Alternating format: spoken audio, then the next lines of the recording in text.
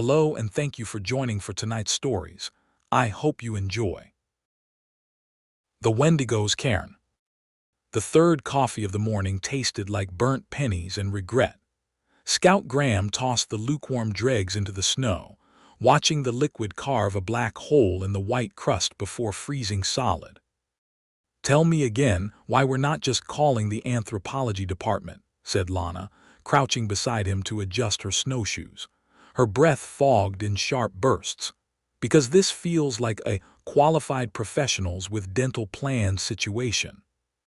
Scout rubbed his gloved thumb over the ragged edge of the birchbark scrap in his pocket. The fragment had arrived in a padded envelope 2 weeks ago, postmarked from a dead man, Dr. Eli Vance, who'd been missing since last November. No note, just this. A single line of faded Cree syllabics and a crude sketch of a pine tree bent like a hook. "Because Vance mailed this after they found his truck abandoned at the Mackinac trailhead," Scout said. "The wind picked up, needling through his jacket. And because whatever he dug up out here made him scratch this into his motel wall before he vanished." He pulled out his phone, showed her the photo again. "Don't let it taste your fear gouged into drywall with what might have been a car key." Lana grimaced. "You realize that's the exact moment in horror movies when the dumbass says, 'Probably just kids.'" The GPS unit beeped twice. Their destination lay another half-mile northeast, buried somewhere beneath the wind-scoured ridge. Scout adjusted his pack straps, feeling the sweat freeze against his spine. "Probably just kids," he muttered, kicking at a crust of ice. "Probably just kids who carve Cree death warnings into drywall." Lana snorted but didn't laugh. Her usual easy sarcasm had evaporated somewhere around mile 6, replaced by a watchful silence that made Scout's neck prickle. She kept glancing at the trees, not the way a hiker checks for trail markers, but the way prey animals scan for movement. The forest here didn't look right. Not sick exactly, but wrong in a way that bypassed the eyes and lodged directly in the hindbrain. Pines grew in spirals, their trunks corkscrewed as if something had wrenched them skyward mid-growth. No animal tracks broke the snow beyond their own. Even the wind seemed to hesitate between the branches, carrying a scent Scout couldn't name. Not decay, not earth, but something thick and coppery, like a freezer left unplugged for years. Then the compass spun. Scout caught the glint of the needle whirling wildly just as Lana grabbed his arm. Her grip bit through his parka. "Did you hear that?" Lana's whisper was taut as a tripwire. Scout didn't answer. The sound came again, a wet, rhythmic clicking like a dog's nails on linoleum, but slower, deliberate. It stopped when they stopped breathing. Scout's pulse hammered in his throat. The compass needle had gone still, pointing not north but directly at the twisted pine ahead, its trunk bent into a grotesque arch. Beneath it, half buried in drifted snow, lay a scatter of black stones. Not natural, not random. Arranged in a spiral, inward turning like a throat constricting. "Vance's coordinates," Scout breathed. The words steamed between them, hanging too long in the air. Lana's boot scuffed snow as she stepped back. "We should." The clicking again, closer, from the trees to their left. Scout's head whipped toward the sound just as something pale flickered between the trunks, not quite a shape, more a stutter in his vision, like film skipping frames. His stomach lurched. The thing had no shadow. The clicking sound sharpened into something almost linguistic, a wet, clacking syllable that might have been a word if spoken by a mouth with more teeth than lips. Scout's fingers twitched toward his pocket knife before logic intervened. Pocket knives didn't kill Wendigos. Assuming that's what this was. Assuming anything in this world still followed assumptions. "Don't run," Lana breathed beside him, her voice so steady it startled him. She hadn't let go of his arm. Predators chase. The pale flicker between the trees resolved into a shape, or the suggestion of one, like a reflection seen through warped glass. It stood just beyond the twisted pine, swaying slightly, though there was no wind to move it. Scout's eyes refused to focus properly. The thing seemed both skeletal and bloated, its limbs too long, its torso distended as if something inside had swelled against the skin. Then it took a step forward and the scent hit them, not the freezer rot from before, but something alive and metabolic, like the hot reek of a butcher's block in midsummer. Scout's throat convulsed. The thing's head tilted at the sound, its neck cracking audibly. Lana's grip tightened. "Don't," she began, but Scout was already moving, his free hand yanking the birchbark scrap from his pocket. He didn't know why. Instinct, maybe, or the demented logic of nightmares. Asterisk, if I show it the scroll, it will recognize its own story and leave. The birchbark scrap trembled in Scout's outstretched hand like a leaf caught in a draft. The pale figure halted, its elongated fingers twitching, too many joints, bending where bones shouldn't bend. For a heartbeat, nothing moved. Then the thing's head jerked sideways, the motion all wrong, like a marionette yanked by a drunk puppeteer. It inhaled sharply through nostrils that weren't quite nostrils, just ragged slits in a face that refused to hold its shape. Lana's nails dug into Scout's arm. "What the hell are you?" The birchbark darkened. Scout glanced down. The ink, centuries old, faded to near invisibility, was bleeding fresh and black, the Cree syllabics swelling as if rewetting themselves. The crude sketch of the hooked pine twisted, branches elongating into skeletal fingers. A drop of something thick and amber oozed from the edge of the bark, hitting the snow with a hiss. The scent of rotting honey filled the air. The thing in the trees made a sound like a laugh caught in a windpipe. Scout's vision blurred. The forest tilted, the spiraled pines suddenly resembling vertebrae, the snow between them stretching like exposed marrow. He stumbled, the birchbark slipping from his grip. It landed face up, the now glutted ink pooling into a shape that hadn't been there before, a jagged mouth, sewn shut with crude stitches. The birchbark lay between them like an accusation. Lana's breath hitched, a sound Scout had never heard from her before, something between a gasp and a whimper. The thing in the trees took another step forward, its footfall silent despite the crust of snow. Scout's eyes darted to the black stones beneath the twisted pine. The spiral wasn't just a pattern, it was a containment, and they'd crossed it. The thing exhaled, the air around its mouth, if it was a mouth, warped, heat shimmering off something unseen. Scout's skin prickled. Every instinct screamed to run, but his legs felt rooted as if the snow had frozen around his boots. Lana's fingers spasmed against his arm. "Scout," she whispered, "we need to." The birchbark twitched. Not from the wind, from beneath. The inky mouth bulged, the sinew stitches straining. A drop of amber oozed from the center seam. Scout's stomach clenched. He'd seen that shade before, in Vance's motel room fold, smeared across the drywall beneath the gouged words. The thing's head snapped toward the sound of Lana's voice. Its neck elongated with a wet pop, vertebrae stretching like taffy. The clicking noise returned, louder now, syllables stacking into something that almost resembled Cree. Almost, but not quite. It was as if the words had been chewed and regurgitated, the consonants gnawed to pulp. The birchbark convulsed violently, splitting along the sewn seam with a sound like tearing muscle. Blackened sinew snapped, whipping back into the snow like severed tendons. From the gaping mouth of the scroll, a coil of smoke, thick and sweet-rotted, curled upward, shaping itself into fingers that grasped at the freezing air. Lana didn't scream. That was the worst part. She made a small, wounded noise, the kind a rabbit makes when the snare tightens. The thing in the trees mirrored the motion of the smoke, its own elongated fingers twitching in unison. Scout's vision doubled. For a heartbeat, he saw two Lanas, one standing rigid beside him, the other reflected in the warped glass of the thing's body, her mouth stretched wide in silent terror. The smoke fingers brushed the snow where the birchbark lay. Where they touched, the ice blackened and bubbled, revealing patches of bare earth beneath, earth that shouldn't exist, not here, not in February. Scout caught a glimpse of something pale and segmented wriggling beneath the thawed soil before the smoke recoiled, retracting into the scroll with a wet suck. The thing in the trees staggered forward, its joints bending in directions that liquefied Scout's knees. The clicking syllables resolved into a word, no, a name, his name, but spoken inside out, the vowels inverted. SSSSSSSSSSS Scout, it exhaled, the sound slithering over the snow.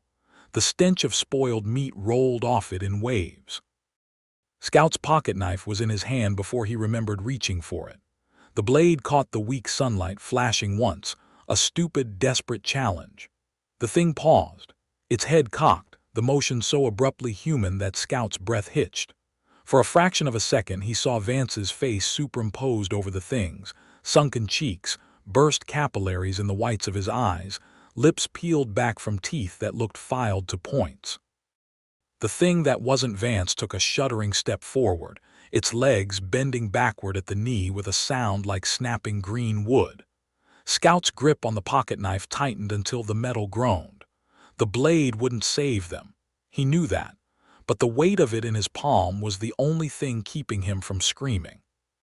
Lana's hand found his elbow, her fingers digging in hard enough to bruise. "Don't move," she breathed, her voice barely audible over the creaking of the trees. The birch bark at their feet trembled again, the inky mouth widening impossibly, stitches popping one by one with tiny, wet plops. The smell of honeyed rot thickened, cloying as syrup in Scout's throat.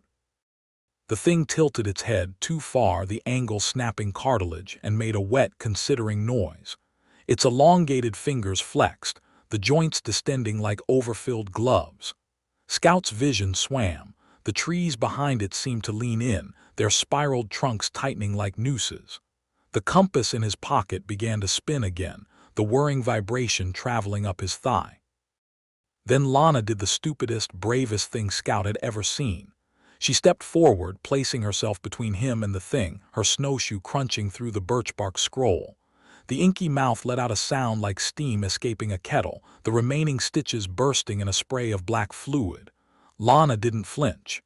"You're not Vance," she said, her voice steady in a way that didn't match the tremor in her knees. "And you're not taking him." The thing froze. For 3 heartbeats nothing moved, not the trees, not the smoke coiling from the ruined scroll, not even the wind. Then it laughed, a sound like a dying fox caught in a trap, and Scout's bladder nearly let go. The noise wasn't coming from its mouth. It was vibrating through the ground, up through the soles of their boots, rattling their teeth. The black stones beneath the twisted pines shifted, the spiral pattern unraveling with a series of dull clicks. The laughter died as suddenly as it began. The stones stopped moving. Scout blinked. Had the thing gotten closer without taking a step? Its limbs seemed to stretch toward them like taffy, fingers elongating, joints clicking with each incremental extension. The smell worsened, curdling into something between rancid fat and burnt hair. Lana's boot ground the birchbark deeper into the snow. A hiss rose from the crushed fibers, not steam but breath, exhaled from no visible lungs. The thing's head twitched toward the sound, its neck vertebrae sliding like beads on a wire. Scout's pocket knife felt absurdly small in his hand. He gripped it anyway, the blade trembling. Then the thing spoke. Not in Cree, not in English. The words slithered out between teeth that hadn't been there a second ago, yellowed, needle-thin, crowding a mouth that split its face vertically like a gash. The language was guttural, glottal, full of wet pauses that might have been swallowing. Scout's ears ached. His molars vibrated. He didn't understand the words, but his bones did.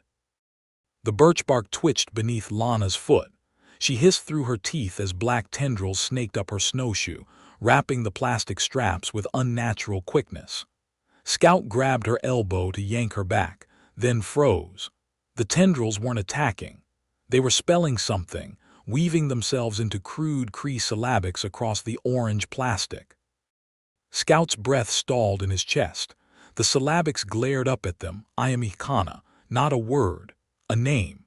His name in the old dialect, the one reserved for calling spirits.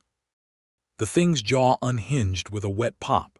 Its tongue, too long, too pale, segmented like a centipede, slithered over those needle teeth. The black tendrils tightened around Lana's boot, the plastic creaking. Scout's pocket knife flashed downward, severing the inky threads. They recoiled with a sound like bacon frying, the severed ends writhing before dissolving into acrid smoke. The thing's head snapped up, its pupils, pinpricks of void in milky sclera, fixed on Scout's blade. For a heartbeat, nothing moved. Then it smiled, the expression splitting its face like a rotten fruit bursting. Lana's boot came down hard on the birch bark, grinding it into the snow. "Run," she breathed. They ran. The snowshoes were a mistake. Scout realized it 3 strides in, the damn things tangled in the underbrush, the webbing catching on twisted roots that shouldn't have been exposed in February. He wrenched his foot free, nearly face-planting as Lana hauled him upright by his pack straps. Behind them the forest exhaled, a sound like 1,000 branches sighing in unison, then snapping taut.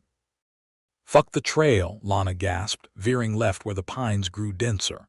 Scout followed, his thighs burning, the compass in his pocket whirring like a live wire. The thing wasn't chasing them. Not exactly. It was unfolding, limbs stretching between the trees in lurching increments, its joints clicking with each extension. The smell preceded it, thick as fog, spoiled honey and something chemical like bleach eating through meat. Scout risked a glance back. The thing's silhouette flickered between the trunks, its outline refusing to hold shape. For a sickening second, its face resolved into Eli Vance's, sunken cheeks, burst capillaries, before the skin split vertically, peeling back to reveal the writhing centipede tongue. The black stones from the cairn skittered ahead of it, hopping like live coals across the snow, rearranging themselves into jagged arrows pointing toward them. Lana slammed into a tree trunk, wheeling them right. "GPS," she panted. Scout fumbled for the device, nearly dropping it when the screen flared crimson, not the usual route markers but a single pulsing dot where their destination should be. The dot was moving, fast, toward them. Ahead the trees thinned abruptly, revealing a frozen creek bed. The ice looked wrong, blackened and puckered, as if something heavy had recently crawled across it. Lana didn't hesitate. She lunged onto the ice, her snowshoes skidding. Scout followed, his boots slipping on the unnaturally smooth surface. The ice groaned beneath them, a sound too deep and wet for frozen water. The ice didn't crack, it breathed. A shudder passed beneath their feet, the blackened surface rippling like the flank of some sleeping beast. Scout's knees buckled as the creek exhaled a gust of air thick with the scent of wet fur and old blood. Lana grabbed his sleeve, hauling him forward. "Don't stop," she hissed. Behind them the trees sighed. Branches creaked under an unseen weight. Scout didn't look back. The thing wasn't following them through the woods anymore. It was inside the ice. He could feel it moving beneath the frozen crust, a slow, serpentine undulation that sent hairline fractures spiderwebbing outward with every pulse. Lana's snowshoe caught on a fissure. She went down hard, elbow striking the ice with a hollow thunk. Scout lunged for her just as the surface beneath her palm darkened, not from shadow, but from something rising up from below. A shape pressed against the ice from beneath, pale and indistinct, like a face smeared against glass. "Get up!" Scout's voice tore raw from his throat. He dragged Lana upright as the ice beneath her split with a sound like tearing cartilage. A tendril of black water lashed upward, glistening with flecks of something that wasn't ice. Lana's snowshoe came away dripping, the straps frayed as if chewed. They reached the opposite bank just as the creek erupted. Ice shards rained down around them like jagged teeth. Scout risked one glance back. The frozen surface now yawned open, a gaping maw ringed with stalactites of broken ice. From its depths, a hand emerged, skeletal, 2 long fingers curled around a hunk of black stone. The fingers flexed. The stone crumbled to dust. The dust didn't scatter. It hung in the air like a swarm of gnats forming a shape, an arrow jagged and trembling pointing northeast, exactly where the GPS dot pulsed. Scout's stomach dropped. The thing wasn't hurting them, it was leading them.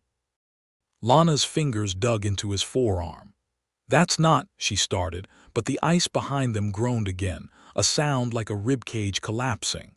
The hand retracted, sliding back into the black water with a wet suck. The arrow of dust quivered, then drifted forward, dissolving as it passed through the trees ahead. Scout's throat tightened. The GPS unit buzzed violently in his pocket, the screen now entirely red, the dots swelling to fill the display. He didn't need to check the coordinates. The thing wanted them to see something, and they were out of options. Lana exhaled sharply, her breath frosting in the air. "Okay," she muttered, more to herself than to him. "Okay, fuck it." She ripped off her snowshoes, the straps snapping like dry twigs. Scout followed suit, his fingers numb. The forest ahead was denser, the pines so tightly packed their branches interlocked like skeletal fingers. No snow reached the ground here, just a carpet of brittle needles that crackled underfoot like old bones. The scent hit them 10 paces in. Not the freezer rot from before, but something sweetly putrid, like fruit left to ferment in a sealed jar. Scout's eyes watered. The trees here weren't twisted, they were bent, their trunks arched inward as if bowing to something at the center of the grove. The GPS unit beeped once, then died with a final, staticky sigh. Scout's boot crunched down on something brittle. He looked, then wished he hadn't.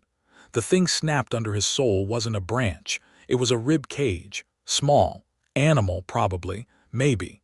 The fragments gleamed too white in the gloom, too clean for something that should have been rotting beneath the pines. "Scout," Lana's voice was a wire pulled taut. She stood frozen ahead of him, her back rigid. "Don't move." He saw it then, the grove's center. Not a cairn, not anymore. The black stones lay scattered like teeth around a depression in the earth, the soil beneath them unnaturally dark, as if stained by something thicker than blood. At its center jutted a single gnarled root, no, not a root, a femur, human, old. The bone angled upward like a crooked finger pointing at the sky, its surface etched with Cree syllabics that hadn't been carved by any tool Scout recognized. The grooves looked chewed.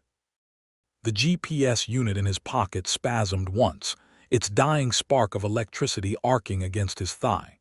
Above them, the interlocked branches sighed, their needles shivering though the air was still. The scent of spoiled fruit curdled into something meatier, metallic. Scout's tongue tasted battery acid. Then the femur moved. The bone didn't just shift, it uncurled, the etched syllabics splitting open like sutures as the femur twisted at an angle no dead thing should achieve. Lana made a sound between a whimper and a curse, backpedaling until her shoulders hit Scout's chest. The grove's silence thickened, pressing against their eardrums like dive-bar tinnitus. Scout's knife was in his hand again, blade glinting dully. Useless, but his fingers remembered the weight of it from Vance's motel wall photo. "Don't let it taste your fear," carved beside a rust-streaked pocket knife identical to his own. The femur's hollow end gaped toward them, the marrow cavity pulsing with a wet, sucking rhythm. Something inside it breathed. Lana's elbow jabbed into Scout's ribs. "Your name," she hissed. "It wants you to say your name." The femur twitched at her voice, pivoting like a compass needle finding true north. Scout's throat clenched. The syllabics along the bone weren't just etched, they were gnawed, the grooves glistening with a tacky sheen. His name, in the old dialect, the one you used when. The femur's hollow end yawned wider, the marrow cavity exhaling a breath that smelled of wet earth and something sharper, gunpowder. Scout's knees locked. The syllabics along the bone pulsed, the chewed grooves oozing a thin, amber fluid that pooled in the dirt like sacrificial offering. Lana's fingers found his wrist, her grip tight enough to bruise. "Don't," she whispered, but the femur wasn't waiting. It trembled, the etched letters darkening as if filling with old blood. Scout's mouth moved before his brain caught up. "I am Ikana," he breathed. Not his name, not really, but the name the bone demanded. The syllables hung between them, steaming in the frozen air. The grove shivered. Branches above them clattered like teeth. The femur jerked upright, its hollow end gaping toward Scout's face as the marrow cavity inhaled. His vision blurred, not from fear, but from the sudden, violent suction pulling at his eyelids, his breath, the spit on his tongue. Lana screamed, or maybe he did. The sound ripped away into the bone's gullet before it could fully form. The world inverted. Scout's scream was soundless, his lungs collapsing inward like paper bags. His skin prickled not from cold but from something peeling him open, layer by layer, the way a starving man might unwrap a ration. The femur's hollow yawned wider, its edges warping like melting wax. Inside, something pulsed, a wet, rhythmic throb that matched the sudden jackhammer of Scout's heart. Then Lana's boot connected with the femur. The impact sounded like an axe splitting green wood.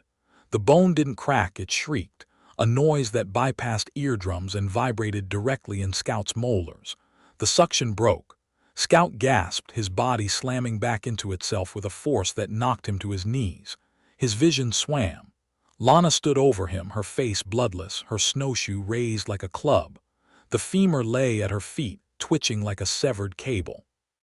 The grove held its breath. Then the earth moved. The soil beneath Scout's knees bulged upward, then split like rotten fabric. A sound rose from the fissure, not the creak of roots or the grind of stone, but the wet, clicking purr of something licking its lips. Lana's fingers hooked into the collar of his jacket, yanking him backward as the ground beneath the femur collapsed into a funnel of loose earth. The bone tumbled into the sinkhole, the etched syllabics flaring crimson before vanishing into the dark. Scout's knife hand trembled. The blade was still out, but the metal had gone unnaturally cold, frost spiderwebbing across the steel. The temperature hadn't dropped, his breath didn't steam, yet the knife wept condensation, droplets hitting the dirt with tiny, sizzling hisses. Lana's boot scuffed the earth as she dragged him further back. "We need to." The grove answered for her. The bent pines unfurled. Branches snapped straight with the sound of popping joints, needles raining down like shrapnel. The interlocked canopy tore apart, revealing a sky that shouldn't exist, not here, not now, a sickly yellow smear streaked with clouds that moved wrong, convulsing like muscle tissue. Scout's stomach lurched. The GPS unit in his pocket emitted a dying shriek, its screen cracking down the middle. The sinkhole belched. The sinkhole exhaled a stench that punched through Scout's sinuses, wet fur, rancid fat, and beneath it all, the iron reek of a slaughterhouse floor.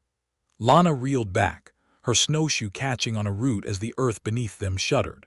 The femur was gone, swallowed by the gaping maw, but something else was rising in its place.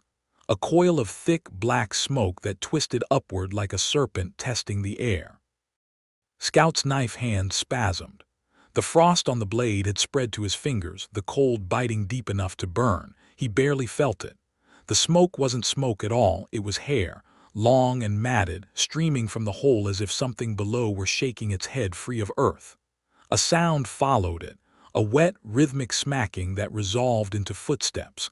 Something was climbing out. Lana's fingers dug into his arm. "Not Vance," she whispered, her voice cracking. "That's not Vance."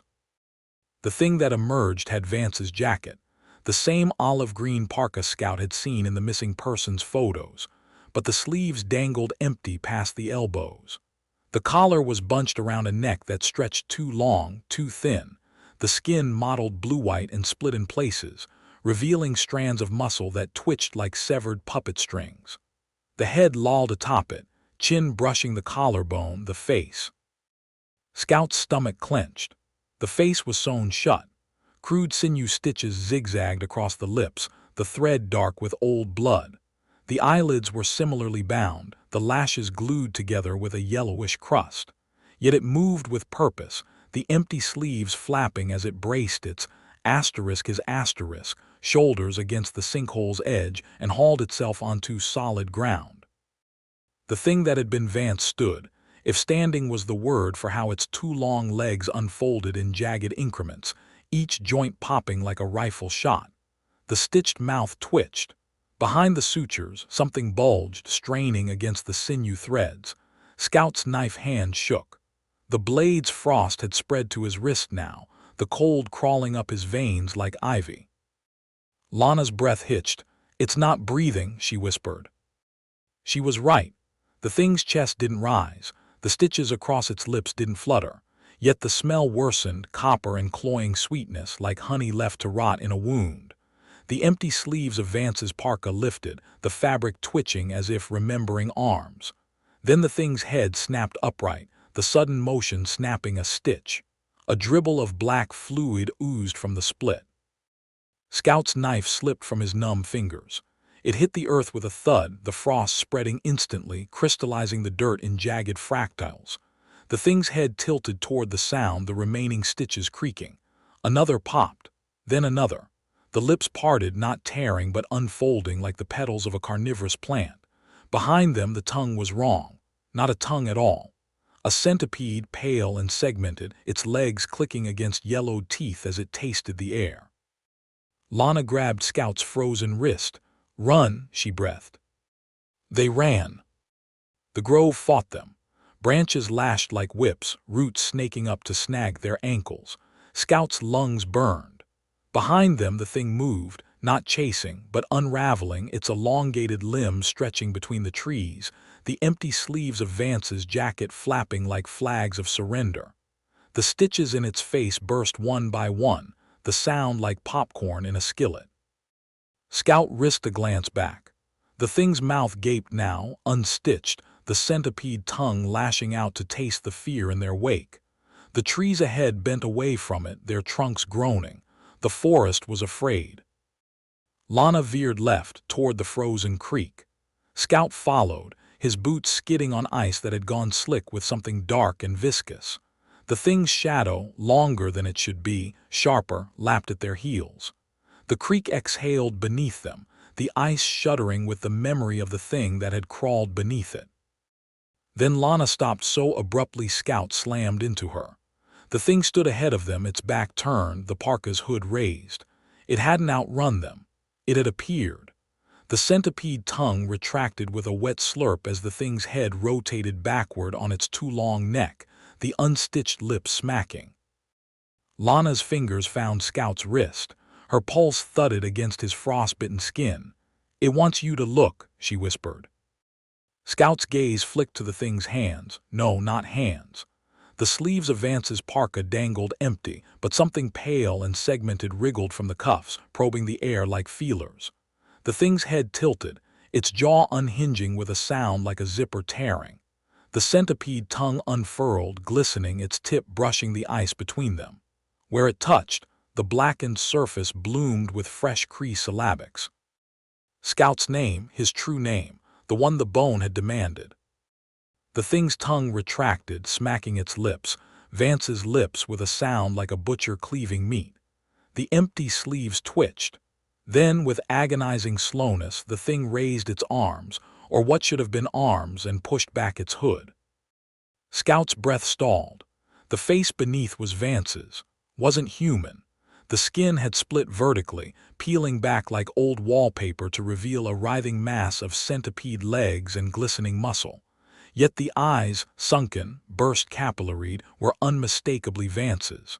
They rolled wildly, fixing on Scout with a look of abject hunger. The centipede tongue lashed out again, striking the ice between them. The syllabics darkened, the ink spreading like infection. Over and over until the frozen creek was a scroll of its own, the letters pulsing like a heartbeat. Lana's grip on Scout's wrist tightened. "It's not asking," she breathed, "it's claiming."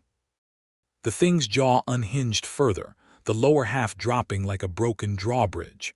From the gaping maw, a sound emerged, not speech, but the wet, clicking purr of 100 centipede legs scrambling over each other. The noise resolved into something almost like laughter. Scout's knife lay between them, half buried in frost, useless, but Lana's eyes darted to it, then to the thing's empty sleeves. Her lips moved silently, shaping a word Scout didn't catch. Then she moved. Her boot hooked the knife, kicking it toward the thing in one fluid motion. The blade skidded across the ice, coming to rest against the thing's, Vance's, discarded snowshoe. The thing's head snapped down, the centipede tongue flicking toward the metal. For a heartbeat, nothing happened. Then the knife screamed. The sound wasn't metal, it was human, raw and ragged, the same scream Scout had heard when park rangers played Vance's last voicemail. The blade twisted, the steel warping like melting plastic as the frost spread upward in jagged spikes. The thing recoiled, its tongue retracting with a wet snap. The syllabics on the ice darkened, the ink boiling away into acrid smoke. Lana didn't hesitate. She lunged not for the knife but for the thing's parka hood. Her fingers closed on the fabric just as the centipede tongue lashed out again, not toward her but toward Scout. It struck his chest, the tip embedding in his jacket like a fishhook. The pain was instant, electric. His vision whited out. When it cleared, Lana had the hood in both hands. She yanked downward with all her weight. The fabric tore like wet paper, revealing the thing's true neck, not skin, but a pulsating column of segmented chitin, each ring oozing amber fluid. The thing shrieked, the sound vibrating up from its guts. The centipede tongue ripped free of Scout's jacket, whipping back into the thing's maw. Lana didn't let go. She twisted the hood like a tourniquet, her boots skidding on the ice. The thing's limbs spasmed, the empty sleeves flapping. Then, with a sound like a zipper tearing, the parka split down the middle. What spilled out wasn't blood or guts, but smoke, thick and cloying, reeking of spoiled honey and gunpowder. The thing that had been Vance collapsed inward, its limbs folding like origami. The centipede tongue writhed once, twice, then stilled. The syllabics on the ice faded, the ink dissipating like fog. For 3 heartbeats, nothing moved. Then the ground beneath them groaned. The ice cracked, not in lines but in spirals, fractals radiating outward from the thing's crumpled form. Scout grabbed Lana's wrist, hauling her back as the frozen creek exhaled a gust of frigid air. The cracks deepened, widening into crevices that revealed not water but emptiness, a void so black it hurt to look at. The thing twitched. Its fingers, no, its claws dug into the ice, hauling its torso upright. The parka was gone now, the thing beneath no longer even pretending at humanity. Its torso split vertically, the skin peeling back like old wallpaper to reveal a writhing nest of centipede legs and glistening muscle. The eyes, still Vance's, rolled wildly, fixing on Scout with a look of pure hunger. Lana's breath hitched. "It's not dead," she whispered. "It's changing." The thing's jaw unhinged, the lower half dropping like a broken drawbridge. From the gaping maw, a sound emerged, not speech, but the wet, clicking purr of 100 centipede legs scrambling over each other. The noise resolved into something almost like laughter. Scout's knife lay between them, half buried in frost, useless, but Lana's eyes darted to it, then to the thing's empty sleeves. Her lips moved silently, shaping a word Scout didn't catch. Then she moved. Her boot hooked the knife, kicking it toward the thing in one fluid motion. The blade skidded across the ice, coming to rest against the thing's, Vance's, discarded snowshoe. The thing's head snapped down, the centipede tongue flicking toward the metal. For a heartbeat, nothing happened. Then the knife screamed. The sound wasn't metal. It was human, raw and ragged, the same scream Scout had heard when park rangers played Vance's last voicemail. The blade twisted, the steel warping like melting plastic as the frost spread upward in jagged spikes. The thing recoiled, its tongue retracting with a wet snap. The syllabics on the ice darkened, the ink boiling away into acrid smoke. Lana didn't hesitate. She lunged not for the knife but for the thing's parka hood. Her fingers closed on the fabric just as the centipede tongue lashed out again, not toward her but toward Scout. It struck his chest, the tip embedding in his jacket like a fishhook. The pain was instant, electric. His vision whited out. When it cleared, Lana had the hood in both hands.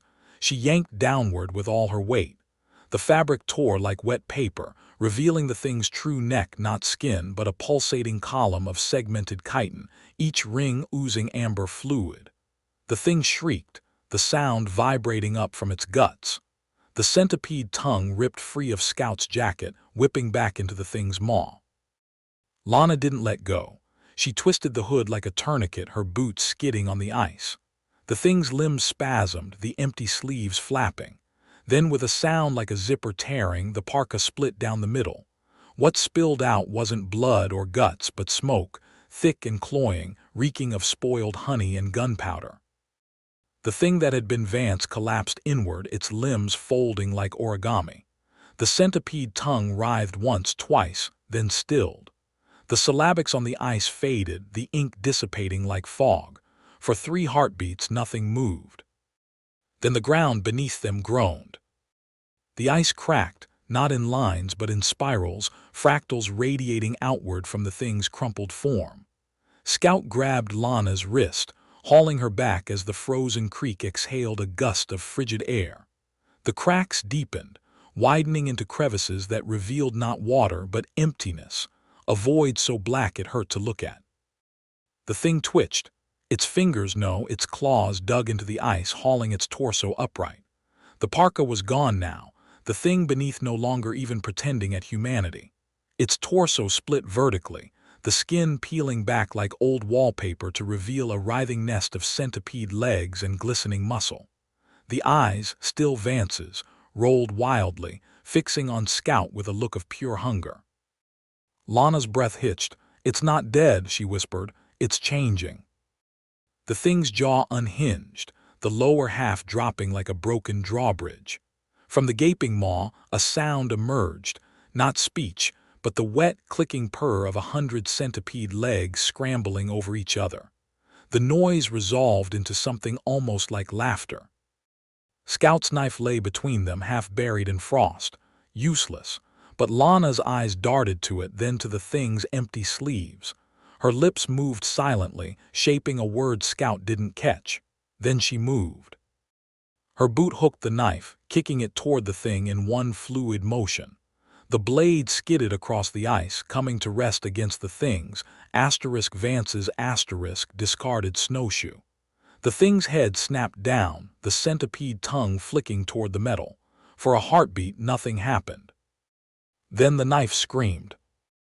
The sound wasn't metal. It was human, raw and ragged, the same scream Scout had heard when park rangers played Vance's last voicemail. The blade twisted, the steel warping like melting plastic as the frost spread upward in jagged spikes. The thing recoiled, its tongue retracting with a wet snap. The syllabics on the ice darkened, the ink boiling away into acrid smoke. Lana didn't hesitate. She lunged, not for the knife but for the thing's parka hood. Her fingers closed on the fabric just as the centipede tongue lashed out again, not toward her but toward Scout. It struck his chest, the tip embedding in his jacket like a fishhook. The pain was instant, electric. His vision whited out. When it cleared, Lana had the hood in both hands. She yanked downward with all her weight. The fabric tore like wet paper, revealing the thing's true neck, not skin, but a pulsating column of segmented chitin, each ring oozing amber fluid. The thing shrieked, the sound vibrating up from its guts. The centipede tongue ripped free of Scout's jacket, whipping back into the thing's maw. Lana didn't let go. She twisted the hood like a tourniquet, her boots skidding on the ice. The thing's limbs spasmed, the empty sleeves flapping. Then, with a sound like a zipper tearing, the parka split down the middle. What spilled out wasn't blood or guts, but smoke, thick and cloying, reeking of spoiled honey and gunpowder. The thing that had been Vance collapsed inward, its limbs folding like origami. The centipede tongue writhed once, twice, then stilled.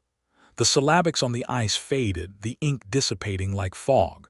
For 3 heartbeats, nothing moved. Then the ground beneath them groaned. The ice cracked, not in lines but in spirals, fractals radiating outward from the thing's crumpled form. Scout grabbed Lana's wrist, hauling her back as the frozen creek exhaled a gust of frigid air. The cracks deepened, widening into crevices that revealed not water but emptiness, a void so black it hurt to look at. The thing twitched. Its fingers, no, its claws dug into the ice, hauling its torso upright. The parka was gone now, the thing beneath no longer even pretending at humanity. Its torso split vertically, the skin peeling back like old wallpaper to reveal a writhing nest of centipede legs and glistening muscle. The eyes, still Vance's, rolled wildly, fixing on Scout with a look of pure hunger. Scout's breath crystallized in his throat as the thing's form unfolded, not like a body breaking, but like origami reversing into something infinitely worse. Its ribs split with a sound like pages tearing, revealing a cavity pulsing with writhing centipede legs and something darker, wetter, squirming beneath them. The void in the ice beneath their feet echoed the hunger in its gaze. Lana's grip on Scout's wrist went slack. "Oh God," she whispered, not in fear but in horrified recognition. "It's not wearing him, it's digesting him." The thing's jaw unhinged wider, its lower mandible hitting the ice with a wet slap. From the gaping maw, Vance's voice bubbled up, not mimicked but extracted, the words stretched thin like taffy. "SS Scout, you brought it back." The voice dissolved into wet clicks as a fresh centipede leg pushed through Vance's left eyeball, the pupil dilating around the intrusion. The GPS unit in Scout's pocket suddenly screamed to life, the screen flashing 12, 0012, 0012, 00 in jagged red digits. Beneath them, the spiraling cracks in the ice began rotating counterclockwise, grinding like tectonic plates. Scout realized three things at once. The black stones had herded them here, the scroll had been a key, and the thing before them wasn't the Wendigo, it was the cage. Lana moved first. She snatched the dying GPS and hurled it into the thing's open chest cavity. The device didn't fall, it floated, suspended in the pulsating darkness as the screen's crimson light illuminated the wet ribbons of Vance's esophagus spiraling inward like a grotesque vortex. Then the GPS imploded with a sound like bones crushing in a fist. The explosion of glass and plastic shards hung motionless for a heartbeat, then reversed trajectory, embedding themselves in Lana's outstretched forearm. She didn't scream. The wounds didn't bleed. The shards pulsed under her skin like blackened veins, forming Cree-syllabics. The thing that had been Vance convulsed, its torso splitting further as the centipede legs stiffened into rigid pillars. Scout saw it then, the truth beneath the horror. The legs weren't limbs. They were bars. The ribs weren't bones. They were hinges. And the amber fluid wasn't digestive juices.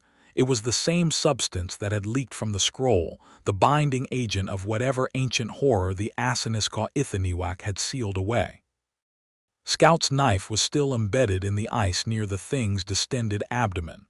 The blade had frosted over completely, the steel now mirror-bright, reflecting not their faces but the twisted grove where the black stones lay scattered, where this had begun, where it needed to end. Lana gripped her impaled arm, the GPS shards clicking together like castanets as the syllabics darkened. "It wants the name," she gasped. "Not to claim you, to complete you. You're the last piece."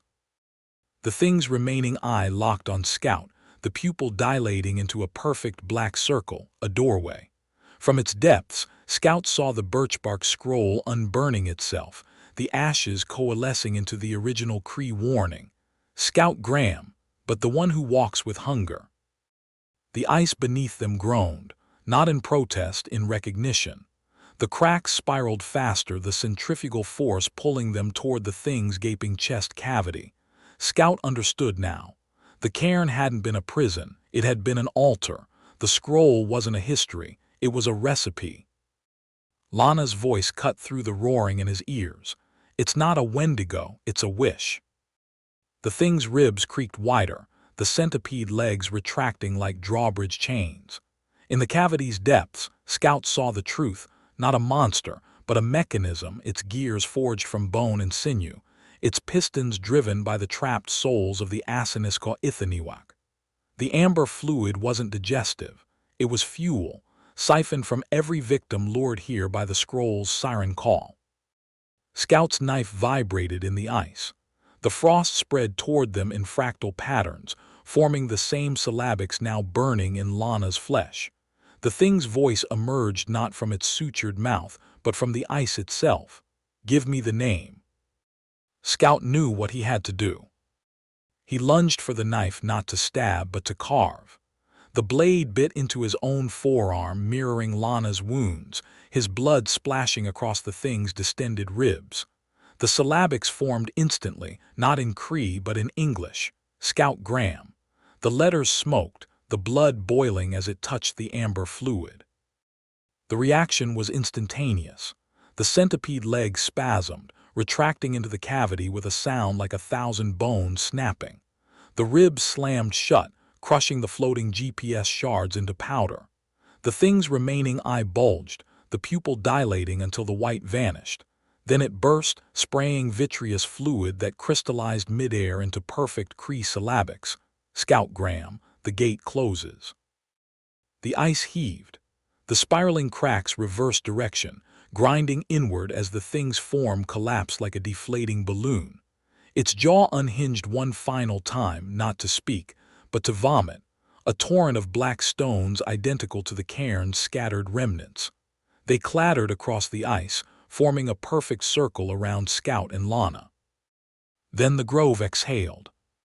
The trees straightened with a sound like vertebrae popping into place. The unnatural cold lifted, the frost on Scout's knife sublimating into mist that curled upward, forming the shape of a mouth, then a face, then the fleeting impression of an entire tribe watching from the mist before dissipating. The GPS shards fell from Lana's arm, the wounds beneath already scarred over in raised Cree lettering. Scout's knees buckled. The knife slipped from his fingers, clattering against the now-still ice. His carved forearm throbbed, but the blood had stopped flowing the moment the syllabics completed. Lana caught him by the elbow, her grip steady despite the tremors racking her own body. "Look," she whispered. The black stones were moving again, not with malice but purpose, rolling toward the center of the circle where the thing's remains had been. Each stone left a trail of that same amber fluid in its wake, the substance sizzling where it touched the ice. The trails connected, forming a complex pattern that made Scout's head ache to look at, not a language, but a circuit, the lines intersecting at precise angles that shouldn't have been possible on a curved surface. The stones reached the center simultaneously. For a heartbeat, nothing happened. Then the ice blinked. Not metaphorically. A literal eyelid of frost lifted from the surface, revealing an eye the size of a manhole cover staring up at them, human in shape but inhuman in composition, its iris the same yellow as the unnatural sky had been. The pupil dilated, focusing first on Scout, then Lana, then their carved forearms. Recognition flickered in that impossible gaze. The eye closed, the stones crumbled to dust. Silence. Then a sound like 100 locks disengaging at once. The ice beneath them turned transparent, revealing not water but a vast hollow space, a cavern lined with thousands of birchbark scrolls, each glowing faintly with that same amber light. At the center stood a single twisted pine, its roots entwined around a familiar shape, the femur they'd kicked into the sinkhole. The bone was whole again, its etched syllabics pulsing gently. Scout's breath caught. The scrolls weren't documents. They were people. Each one bore a name, some in Cree, others in English, French, languages he didn't recognize, all written in the same spidery hand that had chronicled the Asiniskaw Ithaniwak's demise. The tree's roots cradled them tenderly, the way a mother might hold sleeping children. Lana's scarred forearm twitched. The syllabics there flared briefly, casting enough light to reveal what lay at the tree's base. A fresh scroll, its surface blank except for two names, Vansa Tig and Iamikana, written in what looked like frozen blood. As they watched, the second name dissolved, leaving only Vance's. The scroll curled in on itself, joining the others in the roots. The ice beneath them shuddered, not violently but softly like a sleeper turning over. Scout stared down through the suddenly transparent surface at the cavern of scrolls, his reflection superimposed over Vance's name as it faded from the fresh parchment. He understood now, with a clarity that made his carved forearm throb. The cairn hadn't been a prison. The scroll hadn't been a key. The thing wearing Vance's skin hadn't been a Wendigo. It was a warden. Lana's breath fogged the ice as she knelt beside him, her scarred fingers tracing the edge of the hollow space. The glyphs in her flesh pulsed faintly, syncing with the rhythm of the scrolls below. It was never about hunger, she murmured. It was about containment. Her voice was raw, but her eyes were sharp, the same look she'd had when she'd first deciphered the scroll's fractured Cree. The Asiniskaw Ithaniwak didn't bind a monster, they built a lock. Scout's throat tightened. He could see it now, the twisted pine wasn't just a tree. Its roots formed an intricate lattice, each strand woven through the scrolls in patterns that mirrored the Cree syllabics on their arms. The femur at its base wasn't a relic. It was the tumbler, the final piece that had to align for the mechanism to engage. And the thing that had worn Vance's face. The centipede legs, the ribs like hinges, the amber fluid, all of it had been part of the machine. The ice sighed. A sound rose from the cavern, not the wet clicks of the warden but something softer. A whisper of birch bark rubbing against birch bark, thousands of scrolls shifting in unison. Scout's pulse stuttered as the tree's roots began to move, not aggressively but with the deliberate grace of a weaver's fingers. They rearranged themselves around the scrolls, the lattice tightening, sealing. Lana exhaled sharply. Her forearm twitched again, the glyphs flaring brighter. "It's resetting," she said. "The system." Her gaze flicked to Scout's carved arm where his blood had dried into mirroring syllabics. "We're part of it now." The realization hit Scout like a plunge into frozen water. The scars weren't wounds. They were signatures. Their names, their true names, had been etched into the mechanism's memory, binding them to its function. The warden had needed Scout not because he was prey, but because he was the last component required to reactivate the lock. And Lana, she'd been the catalyst, the one who disrupted the cycle just enough to force a recalibration. The ice beneath them shuddered again, this time with finality. The hollow space began to dim, the scroll's amber glow fading as the roots cocooned them. The femur pulsed one last time, its etched syllabics flaring white before dissolving into the wood. As the light died, Scout caught a final glimpse of Vance's scroll, now nestled securely among the others, its surface smooth and blank save for his name. Then the ice sealed. Not with a crack or a groan, but with a sound like a book closing. The transparency vanished, replaced by ordinary, opaque frost. The black stones were gone, their dust absorbed into the surface. Only two things remained: Scout's knife, now free of frost, and Lana's snowshoe, its binding snapped. Scout's carved forearm itched. The syllabics had darkened to scars, but they pulsed faintly when he pressed his fingers to them, a heartbeat out of sync with his own. Lana's matched. She flexed her hand, watching the glyphs shift under her skin. "We're part of the ledger now," she murmured. The silence that followed wasn't peaceful. It was waiting. Then the GPS in Scout's pocket beeped, a single jarring note. He fished it out with numb fingers. The screen displayed coordinates, not their location, but a single dot northeast of their position. The date beneath it was impossible, December 21st, 3 days from now. Lana's breath hitched. "That's when they'll find your tent." Scout's stomach dropped. The journal entry, the blank scroll, his teeth. The mechanism wasn't just resetting, it was preparing. The dates lined up too perfectly. He stared at the GPS, the dot blinking like a warning. "It's not a prediction," he said. "It's an invitation." The ice beneath them groaned, not the hungry groan of the warden's domain, but something quieter, almost pensive. Lana pressed her scarred palm flat against the surface. The glyphs pulsed, and for a heartbeat the ice turned translucent again. Below, the scrolls stirred in their root lattice, their edges curling like fingers beckoning. One scroll, freshly added, glowed brighter than the rest. Scout's throat tightened. It wasn't blank. Not yet. "They're waiting for the last entry," Lana whispered. "Your journal." Scout's fingers twitched toward his pocket, where his field notebook rested. The pages were smeared with frozen sweat and amber residue, but the last entry, the one he'd scribbled before the grove, ended mid-sentence. "The stones aren't markers there." The GPS beeped again. The date flickered, December 20th. Lana's grip on his arm tightened. "It's counting down." Scout exhaled, watching his breath curl upward, not as fog but as tiny, spiraling Cree syllabics that dissolved before hitting the ice. His journal entry wasn't unfinished.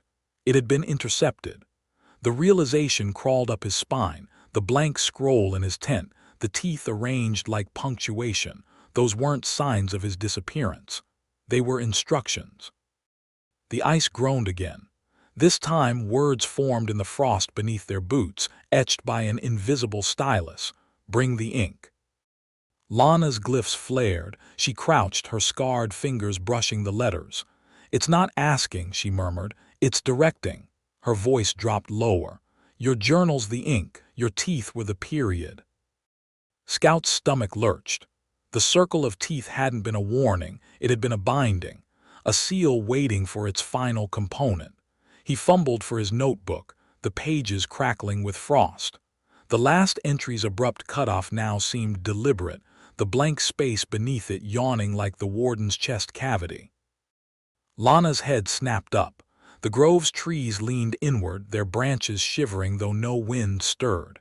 Shadows pooled between the trunks, thickening into shapes that weren't quite human, elongated with too many joints. Watching. Waiting. The GPS beeped again. December 19th. Scout exhaled sharply, 3 days collapsing into 3 minutes. He flipped to a fresh page, pressing his carved forearm against the paper. The glyphs transferred instantly, bleeding through like wet ink. Lana hissed. Her own scars were pulsing faster now, synchronizing with his. The shadows between the trees twitched closer. Scout's pencil hovered. What do I write? Lana gripped his wrist. Her pulse thrummed against his scars. The truth, she said, all of it, starting with. Her voice cut off as the nearest shadow stepped forward, resolving into a silhouette Scout knew too well. Vance's lanky frame but blurred at the edges as if viewed through warped glass. Its mouth moved soundlessly. Scout's pencil touched paper. The words came unbidden, his hand moving with the jerky precision of a Ouija board planchette. The stones aren't markers, they're receipts, each one paid for with a name. The graphite blackened unnaturally, pooling into Cree syllabics that squirmed like centipedes before settling. The false Vance flickered. The shadows behind it surged forward, dozens now, each a hollow echo of someone the grove had claimed. Scout's forearm burned. His next sentence wrote itself. The scroll was never blank. It was waiting for the last transaction. A gust of frozen air ripped the page free. It fluttered downward, not onto the ice but through it, absorbed into the hollow space below. The scrolls rustled in approval. The false Vance reached out, its fingers elongating into birchbark strips that brushed Scout's journal. Where they touched, the paper aged instantly, yellowing at the edges. Lana gasped, your teeth. Scout's molars ached. He ran his tongue along them and felt movement, not looseness but alignment like gears finding their grooves. The Shadow Vance mimed laughter, its jaw unhinging to reveal the same writhing centipede tongue.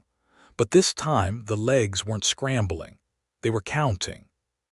The GPS beeped, December 18th. Scout's pencil moved again, his wrist twisting against Lana's grip. The teeth aren't mine, he wrote, the letters spidering outward into Cree syllabics. They're receipts, too. The page darkened as ink pooled unnaturally, forming a perfect circle of dots, 32 in total. His own teeth throbbed in unison. The Shadow Vance lunged. Its birchbark fingers snatched the journal midair, flipping to the last page where Scout's original entry ended. The blank space beneath it rippled, then revealed hidden text, Scout's own handwriting but dated 3 days in the future, December 21st. The words were smeared as if written with frozen blood. The circle closes tonight. They'll find my tent empty except for. The entry cut off there. Beneath it, etched into the paper like claw marks, Iamikana's gate. Lana's breath hitched. It's not predicting, she whispered. It's editing. The Shadow Vance's centipede tongue lashed out, not toward them but toward the journal. It pressed against the future entry's blank space, and Scout's teeth twisted in his gums. One incisor loosened with a wet pop. He gagged as it slid down his throat, not falling but descending as though pulled by invisible threads. The Shadow Vance's tongue retracted, the tip now capped with a replica of Scout's tooth, frozen amber, etched with miniature Cree Scout's fingers convulsed around the journal. The remaining pages flipped wildly, revealing more future-dated entries, each progressively older. December 20th showed his tent's zipper frozen shut from the inside. December 19th depicted his own hands arranging teeth in that perfect circle. But the final page, December 17th, predating their arrival, was different. A single phrase, written in Vance's blocky handwriting, "Feed the ledger what it lacks." The GPS emitted a continuous whine. The date display fragmented, error, error, error, then resolved into a new message, memory full. The dot marking their location pulsed crimson, then duplicated, the second marker appearing precisely where the cairn had been. The screen flickered again, superimposing the two dots over an archaic map labeled Assiniskau Ithaniwak Hunting Trails, 1723. The grove wasn't on it, but the creek was drawn as a perfect spiral. Lana's glyphs flared white-hot. She seized Scout's wrist, pressing their scarred forearms together. The overlapping syllabics burned through their sleeves, fusing momentarily into a single phrase close the mouth. The Shadowvance shuddered. Its birchbark fingers spasmed, the journal slipping from its grip. As the pages fluttered open, Scout glimpsed the future entries rewriting themselves, the ink flowing backward, pooling into the center of each page before crystallizing into teeth-shaped blanks. His own molars vibrated sympathetically. Two more detached, clicking against each other midair before vanishing into the Shadowvance's distended jaw. The grove's trees groaned. Their branches knit together overhead, forming a lattice identical to the scroll roots below. Through the gaps, the sky was no longer yellow, but textured, like birchbark scored with old knife marks. One particularly deep gash split open, raining down black stones that shattered against the ice, each fragment rolling toward Scout and Lana like iron filings to a magnet. Scout's remaining teeth screamed in their sockets. He spat a mouthful of frozen blood onto the journal's pages. The droplets didn't splatter. They arranged, forming perfect Cree syllabics Iamihikana's mouth. The Shadowvance convulsed, its centipede tongue retracting with a wet snap as the letters on the page rearranged themselves into a new sentence. The ledger eats names, not men. Lana gasped. Not teeth, she corrected, her breath fogging the journal. Receipts. Her glyphs pulsed faster now, synchronizing with the grove's unnatural rhythm. The Shadowvance flickered, its edges dissolving into birchbark strips that wove themselves into the lattice overhead. The remaining stones rolled to a stop at Scout's boots, forming a perfect circle, 32 in total, one for each tooth he'd lose. The GPS emitted a final, strangled beep. The screen shattered, but not before Scout glimpsed the date. December 21st. The display didn't die, it inverted, the black background lightening to yellow as the red digits darkened to Cree syllabics Iamihikana's gate opens. The ice beneath them sighed. The hollow space reappeared, but the scrolls weren't stirring. They were singing, their edges vibrating at a frequency that made Scout's fillings ache. The femur at the twisted pine's base glowed amber, its etched syllabics projecting upward like a hologram Iamihikana, Iamihikana, Iamihikana. The journal in Scout's hands disintegrated, not into pulp but into 32 birchbark strips, each etched with a single Cree syllabic. They floated upward, aligning with the stones at his feet. Lana's glyphs flared one last time, her scars splitting open, not bleeding but birthing identical strips that joined the others. The Shadowvance reached out, its fingers now fully transformed into bark, and began weaving them into the lattice. Scout's teeth exploded from his gums in a spray of frozen blood. They didn't fall, they ascended, each tooth clicking against its corresponding stone below. The circle closed with a sound like a lock turning. The hollow space dimmed, the scrolls settling into their root cocoons. The femur's glow faded. The ice sealed. Silence. Then a whisper, not from the grove but from inside Scout's skull. Vance's voice but stripped of distortion. They'll find your tent zipped from the inside, your gear untouched, your scroll blank. A pause. Your teeth in a circle on your sleeping bag. Scout's tongue probed the voids in his gums. The spaces didn't ache, they hummed, resonating with the grove's rhythm. Lana gripped his shoulder, her fingers trembling. "It's done," she breathed, but Scout knew better. The grove wasn't finished. It was archiving. The twisted pine's branches shivered. A single scroll, his scroll, unfurled from the lattice, its surface blank except for a single line of text. December 21st. The circle closes tonight. The ink wasn't black. It was the same amber as the femur's glow, the same hue as the fluid that had leaked from the original scroll, the same color as the substance now welling in Scout's empty tooth sockets. Lana's breath hitched. "Your journal." Scout understood. The pages weren't missing. They'd been transcribed. The grove had taken his words, his teeth, his blood, and filed them alongside the Asiniskaw-Ithaniwak's final ledger. The circle of stones at his feet pulsed once, then stilled. The receipt had been paid. The GPS screen flickered back to life, not with coordinates but with a single phrase in jagged red letters. Memory recovered. The date beneath it hadn't changed. December 21st. But the time display was counting upward, 00010002, as though measuring something's approach. Scout's missing teeth clattered against each other inside the hollow space below, their sound muffled but unmistakable. They weren't scattered.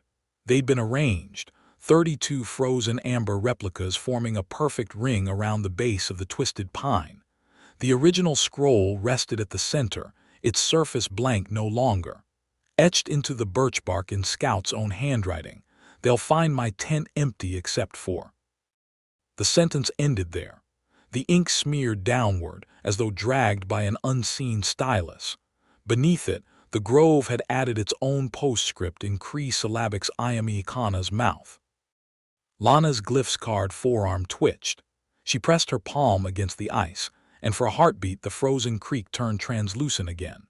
The scrolls below had rearranged themselves, no longer stacked haphazardly but bound into a ledger with sinew-thread stitching. The pages fluttered despite the absence of wind, flipping to the final entry, December 21st. The handwriting was Scout's, but the ink was wrong, too dark, too viscous, pooling in the paper's fibers like frozen blood. Scout's tongue found the gaps in his gums. The hollows pulsed in sync with the GPS's rising counter, 00030004, each increment timed to the distant, rhythmic click of another tooth settling into place below. The grove wasn't just archiving, it was accounting. The shadowvance flickered at the edge of Scout's vision, its birchbark fingers now fully integrated into the lattice overhead. It mouthed words soundlessly, but Scout didn't need to hear them. The message was etched into the ice beneath his boots: "Feed the ledger what it lacks." Lana exhaled sharply. Her breath didn't fog. It coalesced, forming Cree syllabics that drifted downward, merging with the GPS screen. The display shattered again, not into glass but into 32 jagged shards that hovered midair, each reflecting a different fragment of the grove. The twisted pine, the scattered black stones, the hollow space below. And in every reflection, Scout saw the same thing: his own face, mouth open in a silent scream, teeth missing not from violence but precision. The GPS counter hit 0005. The grove's trees shuddered, their bark splitting vertically to reveal wet, pulsing hollows. From each cavity, a single birchbark strip unfurled, not blank but etched with names. Dozens of names. Scout recognized the script from the original scroll. Asiniskaw-Ithaniwak, the lost tribe. Their final moments recorded here, their voices trapped in the ledger's pages. Their teeth, he realized with dawning horror, would be down there too, amber casts arranged in concentric circles beneath the ice. Lana's glyph-scarred arm twitched. She pressed her palm against the nearest tree and the bark yielded like wet parchment. Her fingers sank in up to the wrist, emerging coated in that same viscous amber fluid. It dripped onto the GPS shards, and instantly they realigned, not into a screen but into a jagged mouth, its edges lined with frozen teeth. It spoke with Vance's voice, but the words were older. The ledger eats names, not men, but names need anchors. Scout's tongue probed the voids in his gums again. The hollows weren't empty. They hummed, resonating with the same frequency as the birch bark strips overhead. He understood now. His teeth weren't gone, they'd been translated, their essence woven into the grove's ledger. The scroll in his pocket grew heavier, its surface prickling against his thigh like static. When he pulled it out, the once blank birch bark now bore a single line in his handwriting, the same line from his journal's final entry. December 21st. The circle closes tonight. The ink wasn't ink. It was his own frozen blood, thawing slowly, revealing more text beneath. They'll find my tent empty except for... The sentence ended abruptly, but the scroll continued to unroll in his hands, the blank space filling with names. Dozens of names, each etched in a different hand, each followed by a date. The last name, Vance Atigwatan, bled into the paper like a fresh wound. The GPS mouth laughed, its teeth clattering. "You brought it back," it said, not accusingly but gratefully. The ledger was incomplete, missing its final transaction. The shards rearranged again, forming a perfect circle around Scout's boots. Your teeth were the receipts, your journal the ink, but the name. The shadow Vance lunged from the lattice, its birch bark fingers closing around Scout's wrist. Not to harm, to guide. It forced his hand toward the GPS mouth, the amber fluid on his fingers sizzling where it touched the frozen teeth.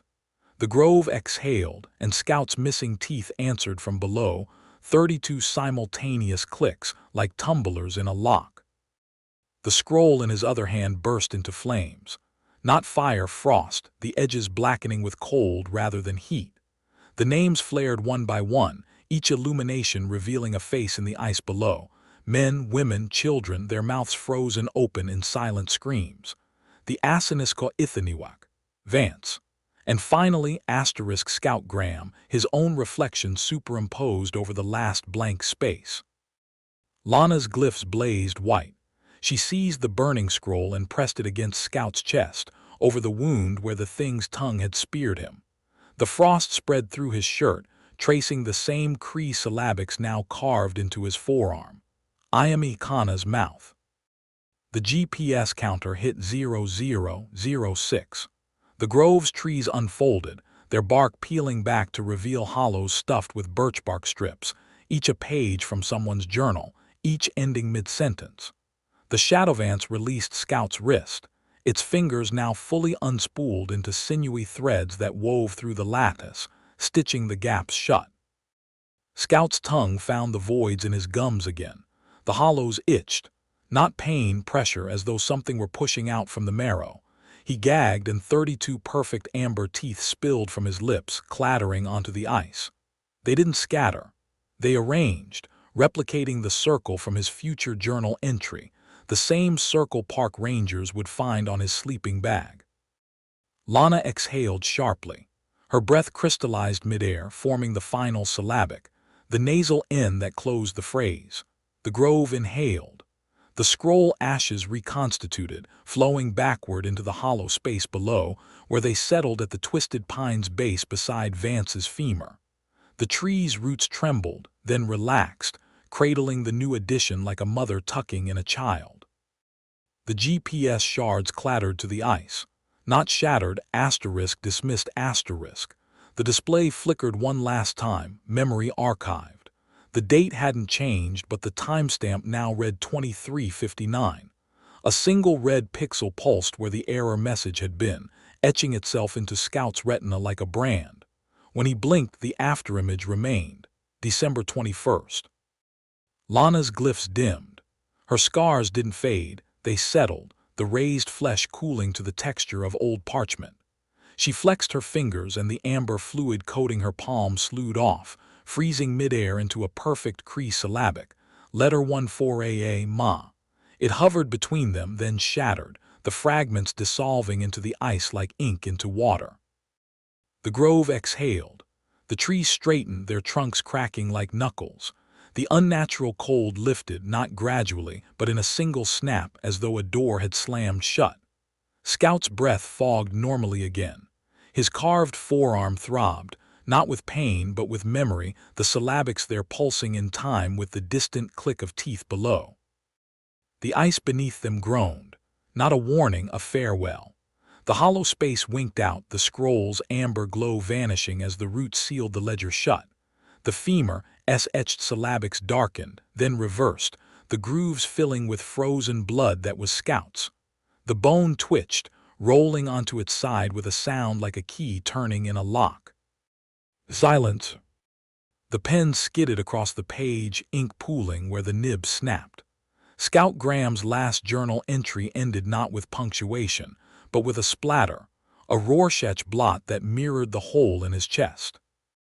3 days later, when the Rangers unzipped his tent, they found the scene exactly as he described it in that final, impossible sentence. They'll find my tent empty except for the scroll lying pristine on his sleeping bag, its birch-bark surface wiped clean of centuries-old Cree syllabics. Empty, except for 32 molars and incisors arranged in a perfect mandala, each tooth frosted with amber resin that smelled like pine sap and frozen blood. Empty, except for the GPS unit still looping the same error message. Memory Archive 12/21/23/59. The senior ranger, a Cree woman from the James Bay region, didn't touch the teeth. She recognized the pattern, not a circle, but the syllabic mirrored 32 times. Her grandmother had warned her about groves where the trees grew sideways, about ledgers that balanced themselves. The senior ranger's breath fogged in the air as she knelt beside the tent, her fingers hovering over the circle of teeth. The resin coating them was still tacky, impossible after 3 days in sub-zero temperatures. She knew better than to touch. Her grandmother's stories whispered in her bones. When the ledger eats a name, it leaves receipts. Behind her, the junior ranger shifted his weight, snow crunching under his boots. Should we bag the teeth? His voice was too loud in the grove's unnatural silence. She didn't answer. Her gaze was fixed on the GPS screen, Memory Archive 12/21/23/59, the timestamp matching the frostbite patterns on Scout's last journal page. The ink had thawed overnight, revealing one additional word beneath the splatter: anchors. A twig snapped in the trees, not from an animal, something with a footfall that crackled like ice under pressure. The junior ranger turned, flashlight beam slicing through the mist. Hello. The grove exhaled. The Hollow Creek incident. The first thing I noticed was Marcus's shoelace, untied, dangling over the edge of the trail like bait. He never saw the sign until his boot caught, sending him face first into the mud. Closed for maintenance, it read, the letters faded but legible beneath a layer of grime and what looked like old blood. Lena kicked it with her boot. Government bullshit, she said, and stepped over the fallen post like it was nothing. Behind us, Dana hesitated. Her fingers twitched toward the bare spray clipped to her pack. They don't close trails for no reason, she muttered. But Marcus was already laughing, wiping dirt from his jacket, and Lena was halfway up the path, her flashlight cutting through the early dusk. The trees here were too close, their branches interlaced like bony fingers. By the time we made camp, the air had turned thick, not with humidity but something heavier like the forest was holding its breath. Dana kept staring into the trees, her knuckles white around her coffee cup. You hear that? She asked. None of us did, just the wind, I thought, until the snap of a branch echoed from the darkness, too loud, too high up to be anything on 4 legs. Lena grinned, her teeth flashing in the firelight. Probably a bear. But Dana wasn't looking at her. She was staring past the flames at the space between 2 pines where the shadows didn't quite add up. Something tall, something still. Then the fire popped and whatever it was, wasn't there anymore. The sobbing started an hour later. A woman's voice, cracked with grief, calling Lena's name in perfect imitation of her sister's Appalachian drawl. The one who died in a car crash 3 years ago. Lena was on her feet before I could grab her, sprinting into the dark with a choked Rachel trailing behind her.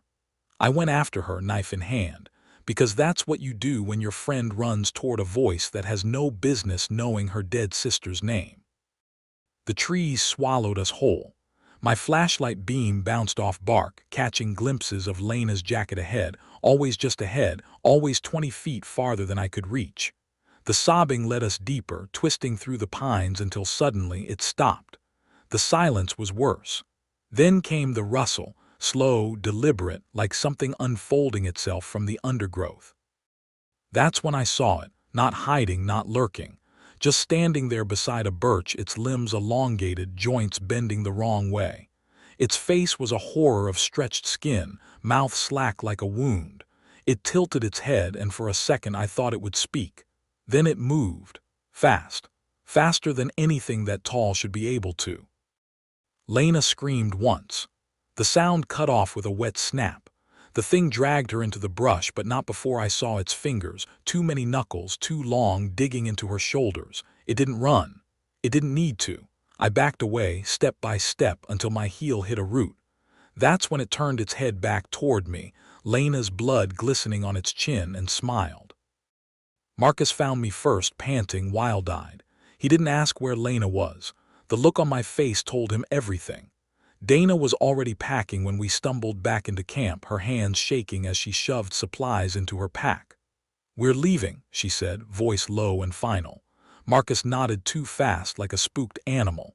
But when we turned to go, the trail markers were gone. Just trees, just endless, watching trees. The Skinwalker let us run for an hour before it started playing with us. Branches cracked behind us, then to the left, then right, always keeping pace, never quite catching up. Marcus was the slowest. I heard his breath give out before the thing did, his legs buckling mid-stride. When I glanced back, it was crouched over him, its spine arching like a cat's, its mouth unhinging wider than any human jaw should. Dana grabbed my arm and yanked me forward. "Don't look," she hissed, but I already had. And in that split second before we rounded the bend, I saw it. The way its skin rippled, the way Lena's face flickered beneath its own for just a heartbeat, like it was trying it on for size. The trail dissolved into a maze of roots and thorny underbrush. My lungs burned, my boots sliding on damp leaves. Dana's flashlight beam bounced erratically ahead of us, illuminating brief glimpses of something moving parallel in the trees, always just out of focus, always keeping pace. Then came the sound, Marcus's voice, perfectly replicated, calling for help from somewhere to our left. Dana froze. "No," she whispered. "No, no, no." We ran until the trees thinned and the ground sloped sharply downward, straight into a creek bed choked with fog. The water was black, motionless, and standing knee-deep in the center was Marcus, or what was left of him. His head lolled at an unnatural angle, his lips moving soundlessly. Behind him, the thing emerged from the water, its limbs unfolding like spider legs, its stolen face melting into something older, hungrier. Dana's scream was cut short by a wet gurgle. I didn't turn around. I already knew what I'd see. Her body suspended in the air, legs kicking uselessly as the Skinwalker's second set of arms, longer, bonier, slid out from its ribcage and wrapped around her throat. The last thing I heard before I plunged into the fog was Marcus's voice again, this time laughing. "Jamie," it cooed, "you're next." The creek water wasn't cold. It wasn't anything. Just a void swallowing my ankles, then my knees as the thing waded toward me with the patience of something that had done this before. I stumbled backward, my boots slipping on the algae-slick rocks. The flashlight flickered, died. In the dark, the Skinwalker's eyes glowed like embers, pupils contracting into vertical slits.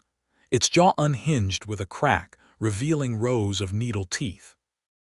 Then the forest erupted in sound. Not the Skinwalker's mimicry this time, real guttural snarls. A pack of wolves crashed through the underbrush, hackles raised, circling the creek bed. The Skinwalker hissed, its head swiveling toward the new threat.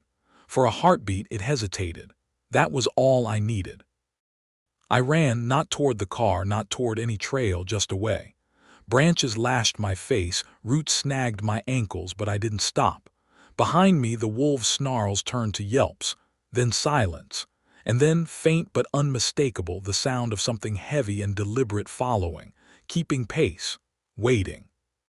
The trees thinned abruptly, revealing a derelict ranger station, boarded windows, door hanging off its hinges. I slammed it shut behind me, breathing in the stench of mildew and old blood. The floorboards creaked underfoot as I backed into a corner, knife raised. Outside, the footsteps stopped. A long, wet inhale at the crack beneath the door. Then laughter, Dana's this time, bright and familiar. "Jamie," it chirped, "you left your pack. I brought it for you." Something scratched at the wood. Not claws, fingernails, human ones. The door groaned as weight leaned against it. "You must be thirsty," Lena's voice cooed. The knob rattled. "Let me in." I pressed my back against the wall, eyes darting to the boarded window, where a single, elongated shadow stretched across the slats, too tall, too wrong. The scratching stopped. The silence that followed was worse. Then from directly above me a slow, deliberate drip. I looked up. Marcus's face pressed against the ceiling, his mouth stretched into a grin, his eyes black and lidless. "Found you," he whispered, as his jaw split open like a seam. The ceiling groaned under his weight. Plaster rained down as his fingers, now too long, too many, pushed through the rotting drywall. I lunged sideways just as his body dropped into the space I'd occupied, landing with a wet thud. His limbs twitched, rearranged themselves. When he stood, his knees bent backward. Outside, the thing that was Dana began to sing, a lullaby Lena's sister used to hum. The melody slithered under the door, wrapped around my ankles. Marcus's head tilted, his neck cracking like a twig. "She's learning," he said, voice layered with something deeper, older. I kicked the ranger's desk toward the window. Glass shattered. Cold air rushed in. Behind me, Marcus's laughter turned guttural, wet. I didn't look back. I jumped. Just as the Skinwalker's true form finally tore free of its borrowed flesh, its scream shaking the walls. The last thing I heard before hitting the ground was the sound of the station collapsing inward, like something enormous had stepped on it. The moon was gone now, swallowed by clouds thick as smoke.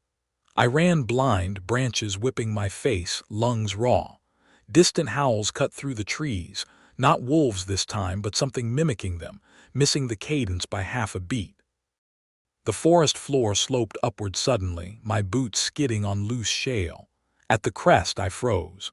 Below me, the hollow creek campsite flickered with dying embers.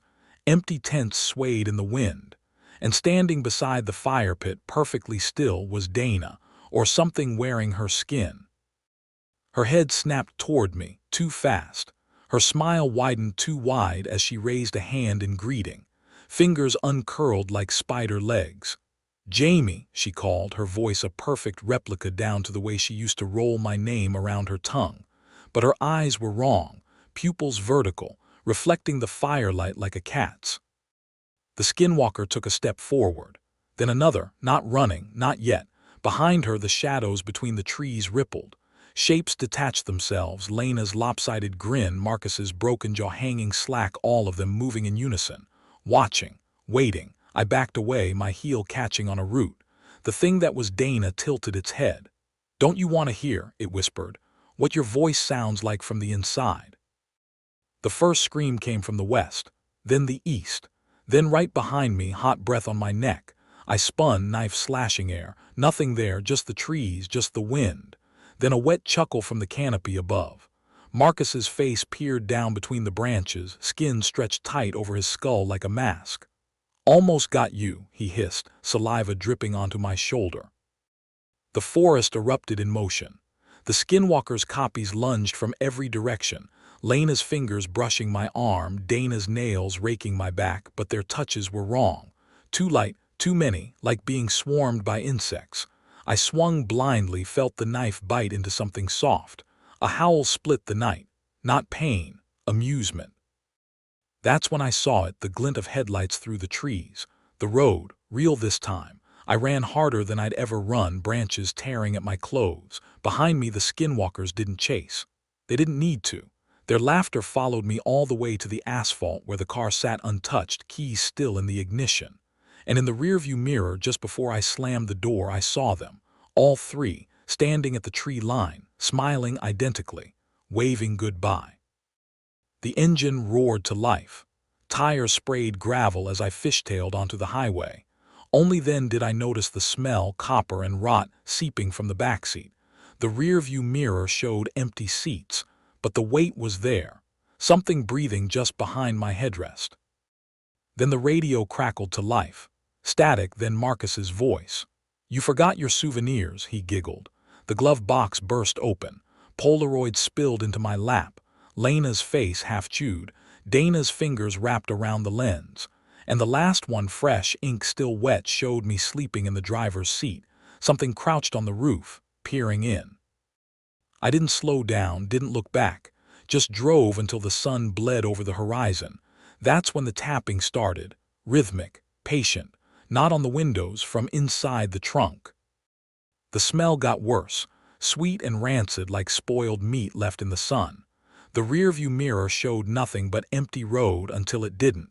A figure crouched on the center line, too tall, limbs folded wrong, watching me shrink into the distance.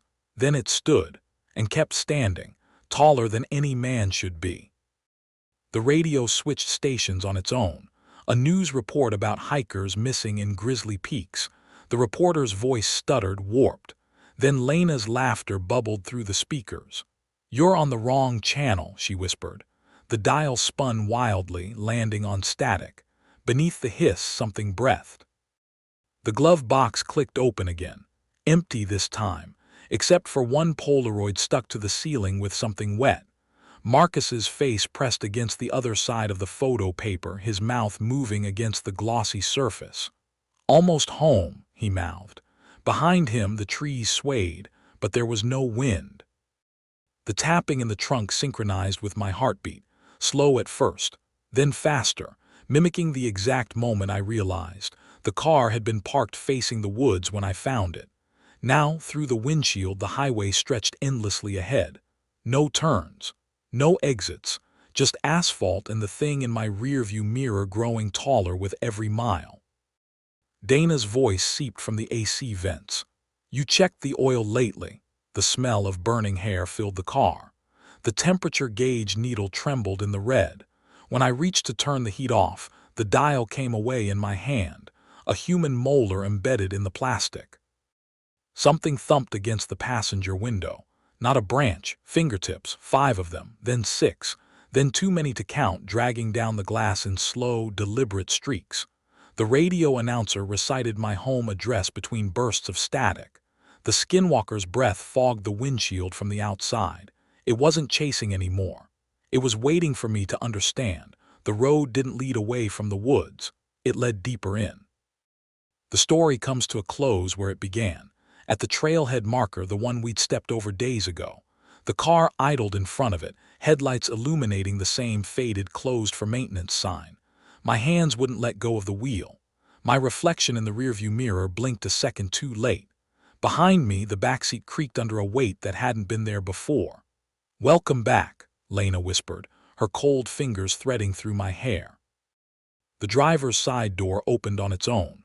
The forest exhaled, rot and pine needles and something sweet underneath. The Skinwalker stood at the tree line, wearing Marcus's face now, his mouth unstitching into a grin as he extended a hand toward me. Not to pull me out, to help me up, because I was already on the ground, because the car had been empty for miles, because the thing in the backseat wearing my skin needed its original to stop screaming. The last Polaroid fluttered onto the dashboard, fresh, still developing. In it, the Skinwalker crouched beside the trail marker, its elongated fingers tracing our names carved into the wood, all 4 of them, plus one extra, the letters still wet with sap. The radio hissed into silence. The engine died, and from the darkness beneath the trees, something that used to be me began to laugh. The grinning thing in the pines. Black Fork National Park, Wyoming, a remote, rarely visited stretch of dense forest rumored to have a history of disappearances linked to Navajo legends. "Jesus Christ, Tyler, if you hit one more pothole, I swear I'm throwing your phone out the window," Jen said, gripping the dashboard as the Jeep lurched sideways. Tyler grinned, steering one-handed. "Relax, babe. You're acting like we're not in the middle of absolute nowhere. What's the worst that could happen?" His laugh bounced off the trees crowding the dirt road, too loud for the silence pressing in around us. I glanced at Marcus in the rear view. His jaw was tight, eyes scanning the woods like he expected something to lunge at the windshield. "Turn here," he muttered, pointing to a break in the pines so overgrown I'd have missed it. The Jeep groaned as we veered off-road, branches scraping the paint like fingernails.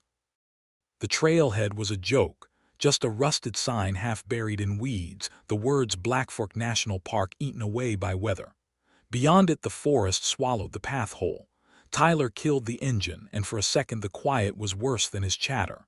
No birds, no wind, just the creak of the cooling metal and something else. A wet, uneven sound like a dog panting too close to my ear. I turned, but there was nothing there. Marcus was already out, kicking at the boarded-up ranger station. "Told you," he said when the padlock didn't budge. "Place got shuttered after those hikers vanished last fall." Jen hesitated, her backpack halfway out of the trunk. "Maybe we should have picked somewhere with, cell service." Tyler slung an arm around her shoulders, grinning. "Aw, come on. Where's your sense of adventure? Besides," he waggled his eyebrows, "nothing bonds a couple like shared trauma." I didn't laugh. The boards on the ranger station windows weren't just nailed shut. Deep grooves scored the wood claw marks, but too high up for any animal I knew. And the smell, rot, thick and sweet, clinging to the back of my throat. Marcus shouldered his pack, face unreadable. "We'll make camp before dark. Move fast." As we hiked into the trees, the light bled out too quickly, the shadows between the pines stretching like arms. Tyler whistled behind me, some obnoxious pop tune, but even he trailed off when the path vanished under our feet. The forest closed in, branches knitting overhead until the sky was just jagged slits of gray. My boots sank into damp earth that didn't crunch, didn't give, just swallowed each step soundlessly. Jen gripped my sleeve, her nails digging in when a twig snapped somewhere to our left. Too loud, too deliberate. "Bear," Marcus said, but his voice was flat, his hand already on the hunting knife at his belt. The thing in the woods kept pace with us, its footsteps syncing with ours before lagging testing. I caught glimpses between the trunks, a shadow too tall, its shoulders hitching with each step in a way that made my spine lock. Then the sound stopped. We froze, breathing ragged. The silence was worse. The air smelled like wet fur and copper, like something had died close by and wasn't done moving yet. Jen's grip tightened. Behind us, Tyler let out a shaky laugh. "Okay, who's fucking with?" A branch cracked above us. I looked up. The pine's trunk was gouged, 5 parallel slashes deep enough to show pale wood beneath the bark.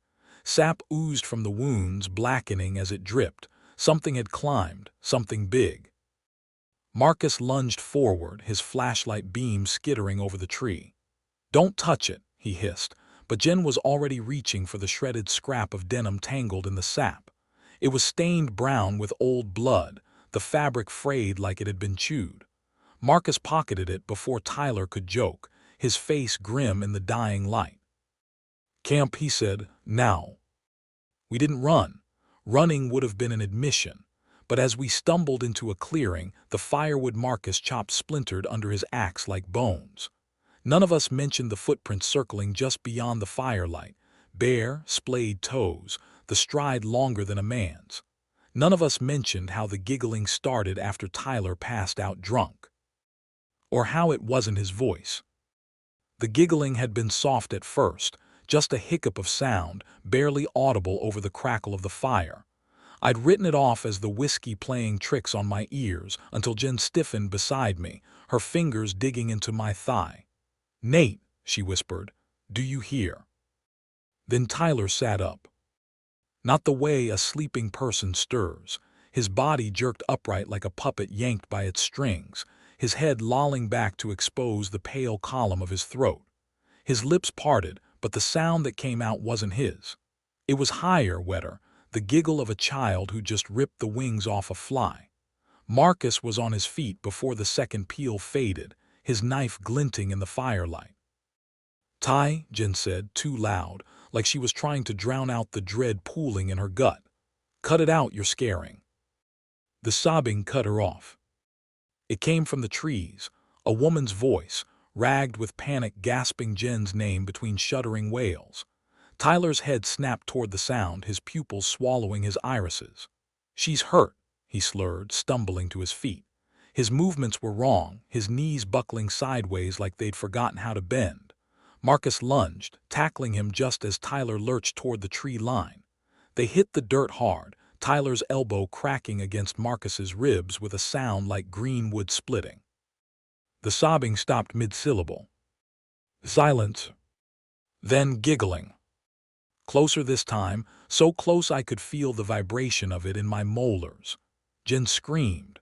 I whirled, expecting to see something behind us, but the forest was empty. Too empty. No crickets, no owls, just the fire's hiss and Marcus's ragged breathing as he pinned Tyler down. "Help me," the voice moaned from the darkness, Jen's voice but twisted, the words stretched too long. "It's got me, Nate, please." Tyler went limp under Marcus's grip. His mouth unhinged, his jaw dropping low enough to expose his molars, and the thing inside him laughed with his tongue. Marcus recoiled. Tyler's body hit the dirt, convulsing, his spine arching until I heard vertebrae pop.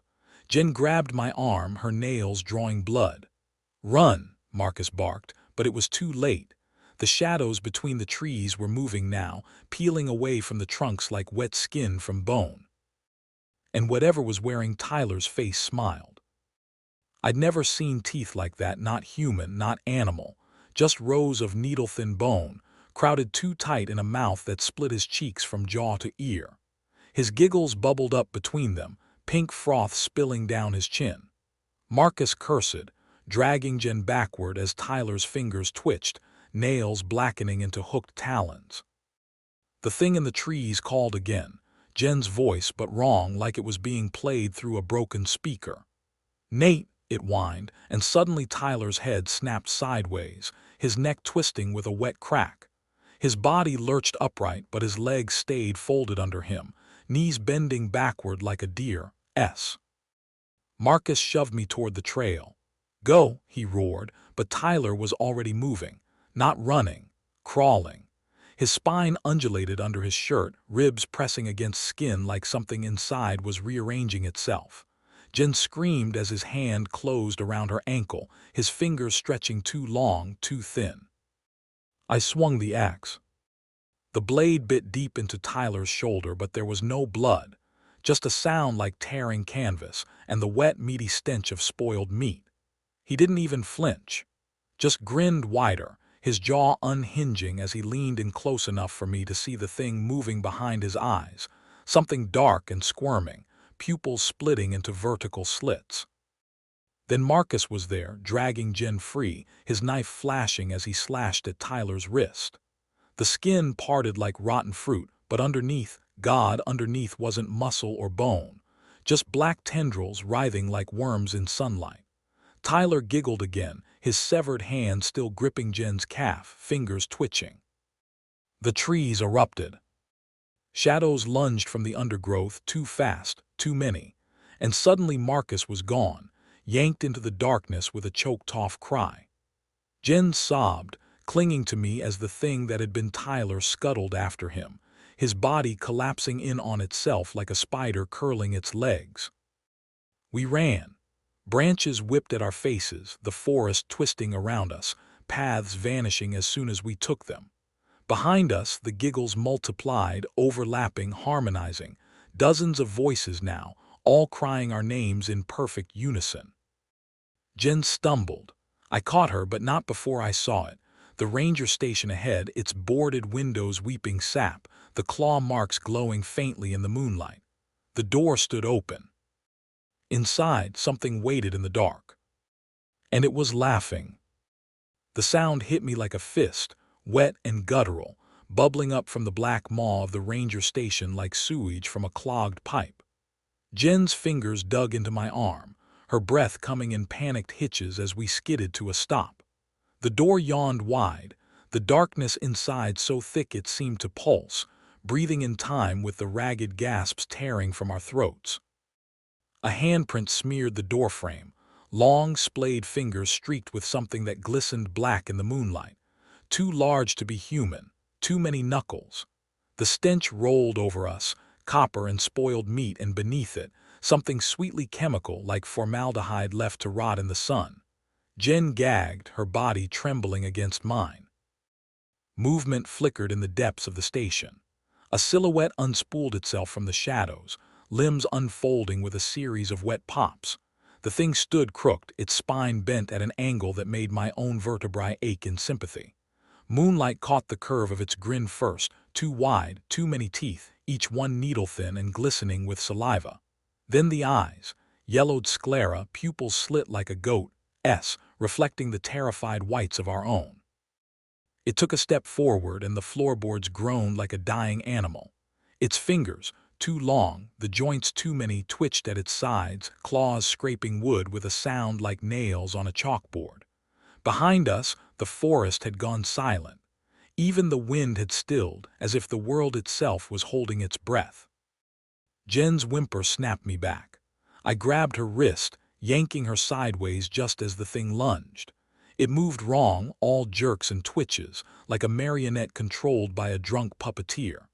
We crashed through the undergrowth, thorns tearing at our clothes, our panicked breaths the only sound in the suffocating dark. And then the whispers started. Not from behind us. From inside, 100 voices layered over one another, hissing from the trees, the earth, the very air. "Nate," they sighed, and my name had never sounded so vile. Jen stumbled, her sob catching in her throat as the whispers crescendoed into a chorus of giggles, Tyler's, Marcus's, even her own, all twisted into something hungry and cruel. A hand closed around my ankle, cold, clammy, fingers like knotted rope. I looked down. Tyler's face grinned up at me from the dirt, his jaw unhinged, his tongue lolling black and swollen. "Missed me?" he crooned. Tyler's lips peeled back from gums gone black with rot, his teeth elongating like icicles under pressure. His fingers tightened, tendons snapping as they stretched into segmented talons. Jen shrieked, kicking at his wrist, but the flesh split like overripe fruit, revealing writhing tendrils beneath that lashed around her boot. The whispers crescendoed into a deafening drone, the trees themselves seeming to lean in, their branches creaking with unnatural hunger. I brought the axe down again. This time the blade bit deep into Tyler's skull with a sound like splitting melon, but instead of bone it sank into something spongy and wet. His laughter didn't stop, it multiplied. Heads began pushing up through the loam around us, each wearing a familiar face, Marcus with his throat torn open, Jim with her eyes scooped hollow, even my own features stretched across something impossibly gaunt. Their mouths moved in unison. "You're already one of us." Jen wrenched free with a sob, dragging me backward. The thing wearing Tyler's face kept grinning, even as his skull split down the middle like a grotesque flower, petals of flesh peeling back to reveal a nest of chitinous legs. Behind us, the ranger station door slammed shut with finality, the boards groaning as something heavy threw itself against them from inside. We ran blind, branches whipping at our faces like accusing fingers. The ground itself seemed to shift, roots snaking up to graze our ankles, stones rolling underfoot with eerie precision. A scream tore from Jen's throat as the trees ahead twisted, trunks contorting to form a gnarled archway dripping with sap. Beneath it stood Marcus, or what was left of him. His chest yawned open, ribs splayed like broken wings, and cradled in the hollow of his torso pulsed something slick and many-eyed. "Almost home," the chorus of voices sighed as the forest closed in around us. The last thing I saw before the dark swallowed us whole was Jen's hand slipping from mine, and the thing that caught it instead, its fingers branching like roots as it pulled her into the earth. Then the giggling started again, right beside my ear. I spun, swinging the axe blindly. It struck nothing but air. Jen was gone. The forest around me pulsed like a living thing, trunks shifting imperceptibly to block escape routes, branches knitting overhead into a suffocating canopy. The whispers slithered between them. "Alone now, like you always wanted." Something warm dripped onto my shoulder. I didn't look up. Marcus's hunting knife lay in the dirt ahead, blade blackened with something thicker than blood. I snatched it up just as the first root snaked around my boot. The edge bit deep. Sap oozed from the severed tendril, stinking of gangrene and wet pennies. The forest shrieked. Not metaphorically. The trees themselves recoiled, their bark splitting into vertical mouths that gnashed splintered teeth. I ran toward the jeep, lungs burning, but the path had changed. The clearing where we'd parked was gone, replaced by a ring of pines leaning inward like spectators to an execution. Tyler's body hung suspended between them, his limbs stretched taut by vines that burrowed into his flesh. His head lolled toward me, eyes milky with death, until they winked. His jaw unhinged. The voice that crawled out was mine. She tasted like peaches. Behind me, the ranger station door creaked open. I didn't turn. I knew what stood there, the thing that had peeled Tyler apart like ripe fruit, wearing his skin like a ill-fitting suit. Its breath fogged the back of my neck, rancid and cloying. Then a hand grabbed my wrist, Jen's fingers icy but human. Her mouth moved, but no sound came out. Blood welled between her lips, black as the sap on the trees. She pressed something into my palm, the shredded denim scrap from the claw-marked pine. It burned against my skin, the fibers squirming like maggots. The thing behind me laughed, a sound like bones grinding in a meat grinder. Jen's grip tightened. Then she shoved me forward, straight through Tyler's hanging corpse. His ribs parted like curtain beads, revealing not viscera but a tunnel of knotted roots leading downward. Into the earth. Into the waiting dark. And worst of all, I jumped. Jen's shove sent me tumbling through Tyler's ruptured ribcage, the bones snapping shut behind me like a bear trap. The roots coiled around my ankles, dragging me down into the loamy dark. Above, Jen's silhouette shrank to a pinprick of light, her mouth still stretched in that silent scream. Then the earth sealed itself over me with a wet schlup, and the air turned thick with the stench of turned soil and rotting meat. I fell forever, or maybe no time at all. The roots guided me like a birth canal, their surfaces pulsing with a sick, rhythmic throb. My fingers scrabbled for purchase, but the walls were slick with something warm, not sap, not blood, but a viscous fluid that stung my cuts like salt. The denim scrap in my palm squirmed violently, burrowing into my flesh like a tick. I tried to scream, but the earth filled my mouth, gritty and sweet as decay. Then impact. My spine jarred against stone, the pain bright and clarifying. The cavern yawned around me, its walls streaked with bioluminescent fungi that pulsed in time to a distant, drumming heartbeat. The ceiling was a tapestry of roots, each one twitching as though listening. And at the center of it all, perched on a throne of fused femurs, sat the thing that had been Tyler. Except it was Tyler anymore. Not entirely.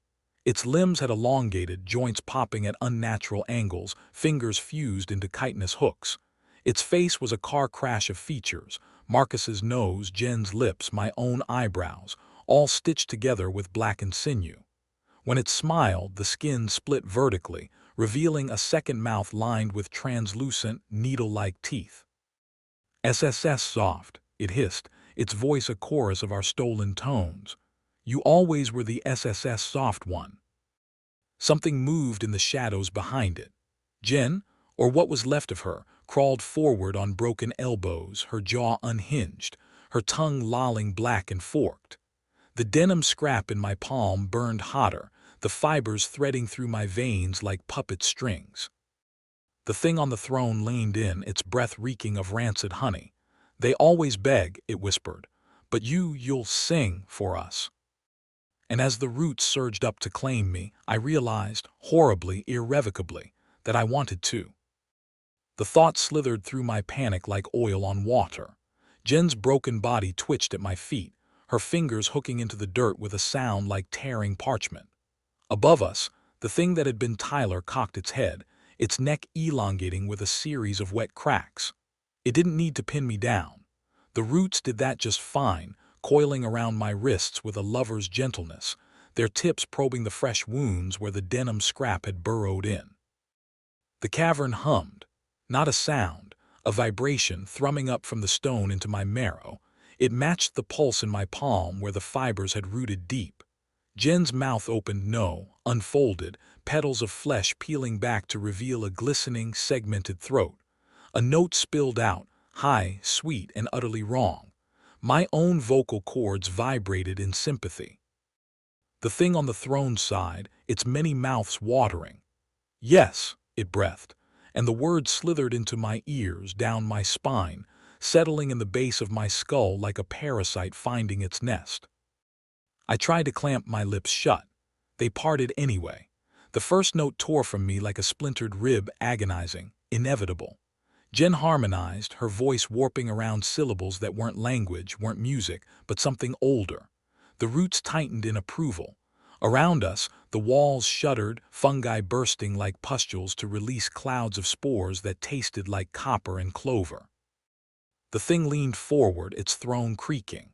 "They always fight," it murmured, reaching one elongated finger to trace my cheek. The nail left a trail of fire, but I couldn't jerk away, couldn't do anything but sing as the denim fibers pulsed beneath my skin, rewriting me from the inside out. Jen's hand found mine, her fingers fusing with mine in a tangle of tendon and root. The last thing I saw before the spores swallowed us whole was the ceiling splitting open, not to the sky, but to a writhing mass of faces, each one mouthing the same cursed song. And then I understood. We weren't prey. We were seeds. The realization hit me as Jen's fingers bloomed through mine, her flesh splitting into pale tendrils that twined with the roots pinning us. The spores coated my tongue, not choking me but changing me. My vocal cords thickened, vibrating with the hymn that wasn't mine, yet somehow always had been. The thing on the throne watched with too many eyes, its grin stretching wider as my skin split at the seams, sap welling where blood should be. Jen's mouth kept singing, but her voice wasn't human anymore. It was the creak of bending pines, the hiss of wind through dead leaves. Her pupils dissolved into vertical slits, reflecting the pulsing fungi like bioluminescent stars. The denim fibers in my palm sprouted, piercing upward through muscle to weave around bone. I tried to scream. The note that came out was beautiful. Above us, the mass of faces shivered. Limbs descended not to tear but to graft. Fingers brushed my forehead, cool as birch bark, and the memories flooded in. Tyler's laughter as something peeled him open like a gift. Marcus's last choked gasp as roots filled his lungs. Jen's whispered plea before her tongue unfurled into something new. My own screams, threaded through the hymn like a refrain. The thing on the throne rose, its bones clicking like settling branches. "SSSC," it crooned, pressing its forehead to mine. Its skin was porous, breathing in my terror like oxygen. Behind its eyes, something vast and ancient stirred, the weight of centuries, the patience of stone. The roots around my wrists blossomed, tiny white flowers erupting from my veins. Their petals tasted like Jen's shampoo. Jen, no, not Jen anymore, arched beside me, her spine splitting open to release a tangle of vine-like appendages. They sang as they writhed, each one vibrating with a different stolen voice. Tyler's jokes, Marcus's curses, my own whimpered denials. The throne of femurs groaned as the thing stepped down, its elongated fingers stroking the new growth bursting from my collarbone. "Almost ripe," it sighed. The ceiling trembled. A face, Marcus's face, detached from the writhing mass above, trailing roots like optic nerves. It pressed its mouth to my ear and whispered in perfect mimicry of his voice. "Should have listened when I said run." The denim fibers in my palm sprouted, not threads anymore but a mycelial network, stitching my flesh to the earth. Jen's flowering fingers gripped my jaw, tilting my head back as the hymn crescendoed. The thing's many mouths parted in unison, revealing not teeth but rings of thorns, each one glistening with nectar. "Open," it commanded, not aloud, but directly into the pulsing roots now threaded through my brain. My jaw unhinged with a wet pop. The first tendril slid down my throat, sweet as spoiled honey, and oh God, it felt like coming home.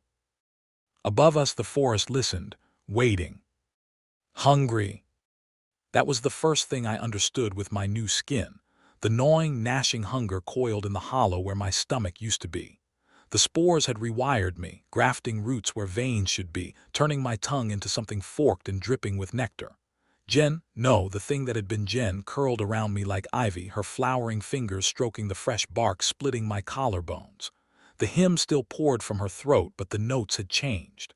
They weren't pleading anymore. They were luring. Above us, the ceiling of faces shuddered. A new one pushed through, Tyler's, his grin stretched too wide, his eyelids sewn shut with blackened vines. His mouth opened, and the sound that came out wasn't laughter but the wet crack of a deer's femur snapping. The thrown thing crooned, its thorned tongues lashing the air. "First hunt," it whispered, and the roots in my brain thrummed with approval. The forest bent to let us pass. Trees uprooted themselves with creaking groans, their branches knitting into a tunnel that led upward to the surface, to the meat. Jen slithered ahead, her new limbs tasting the air like serpents. I followed, my steps silent, my joints bending wrong now but right for this. The denim fibers under my skin pulsed, guiding me toward the scent, coffee, sweat, fear. Rangers, two of them, their flashlights cutting through the pre-dawn gloom as they picked through our abandoned campsite. One knelt, brushing fingers over Tyler's discarded phone. The screen flickered.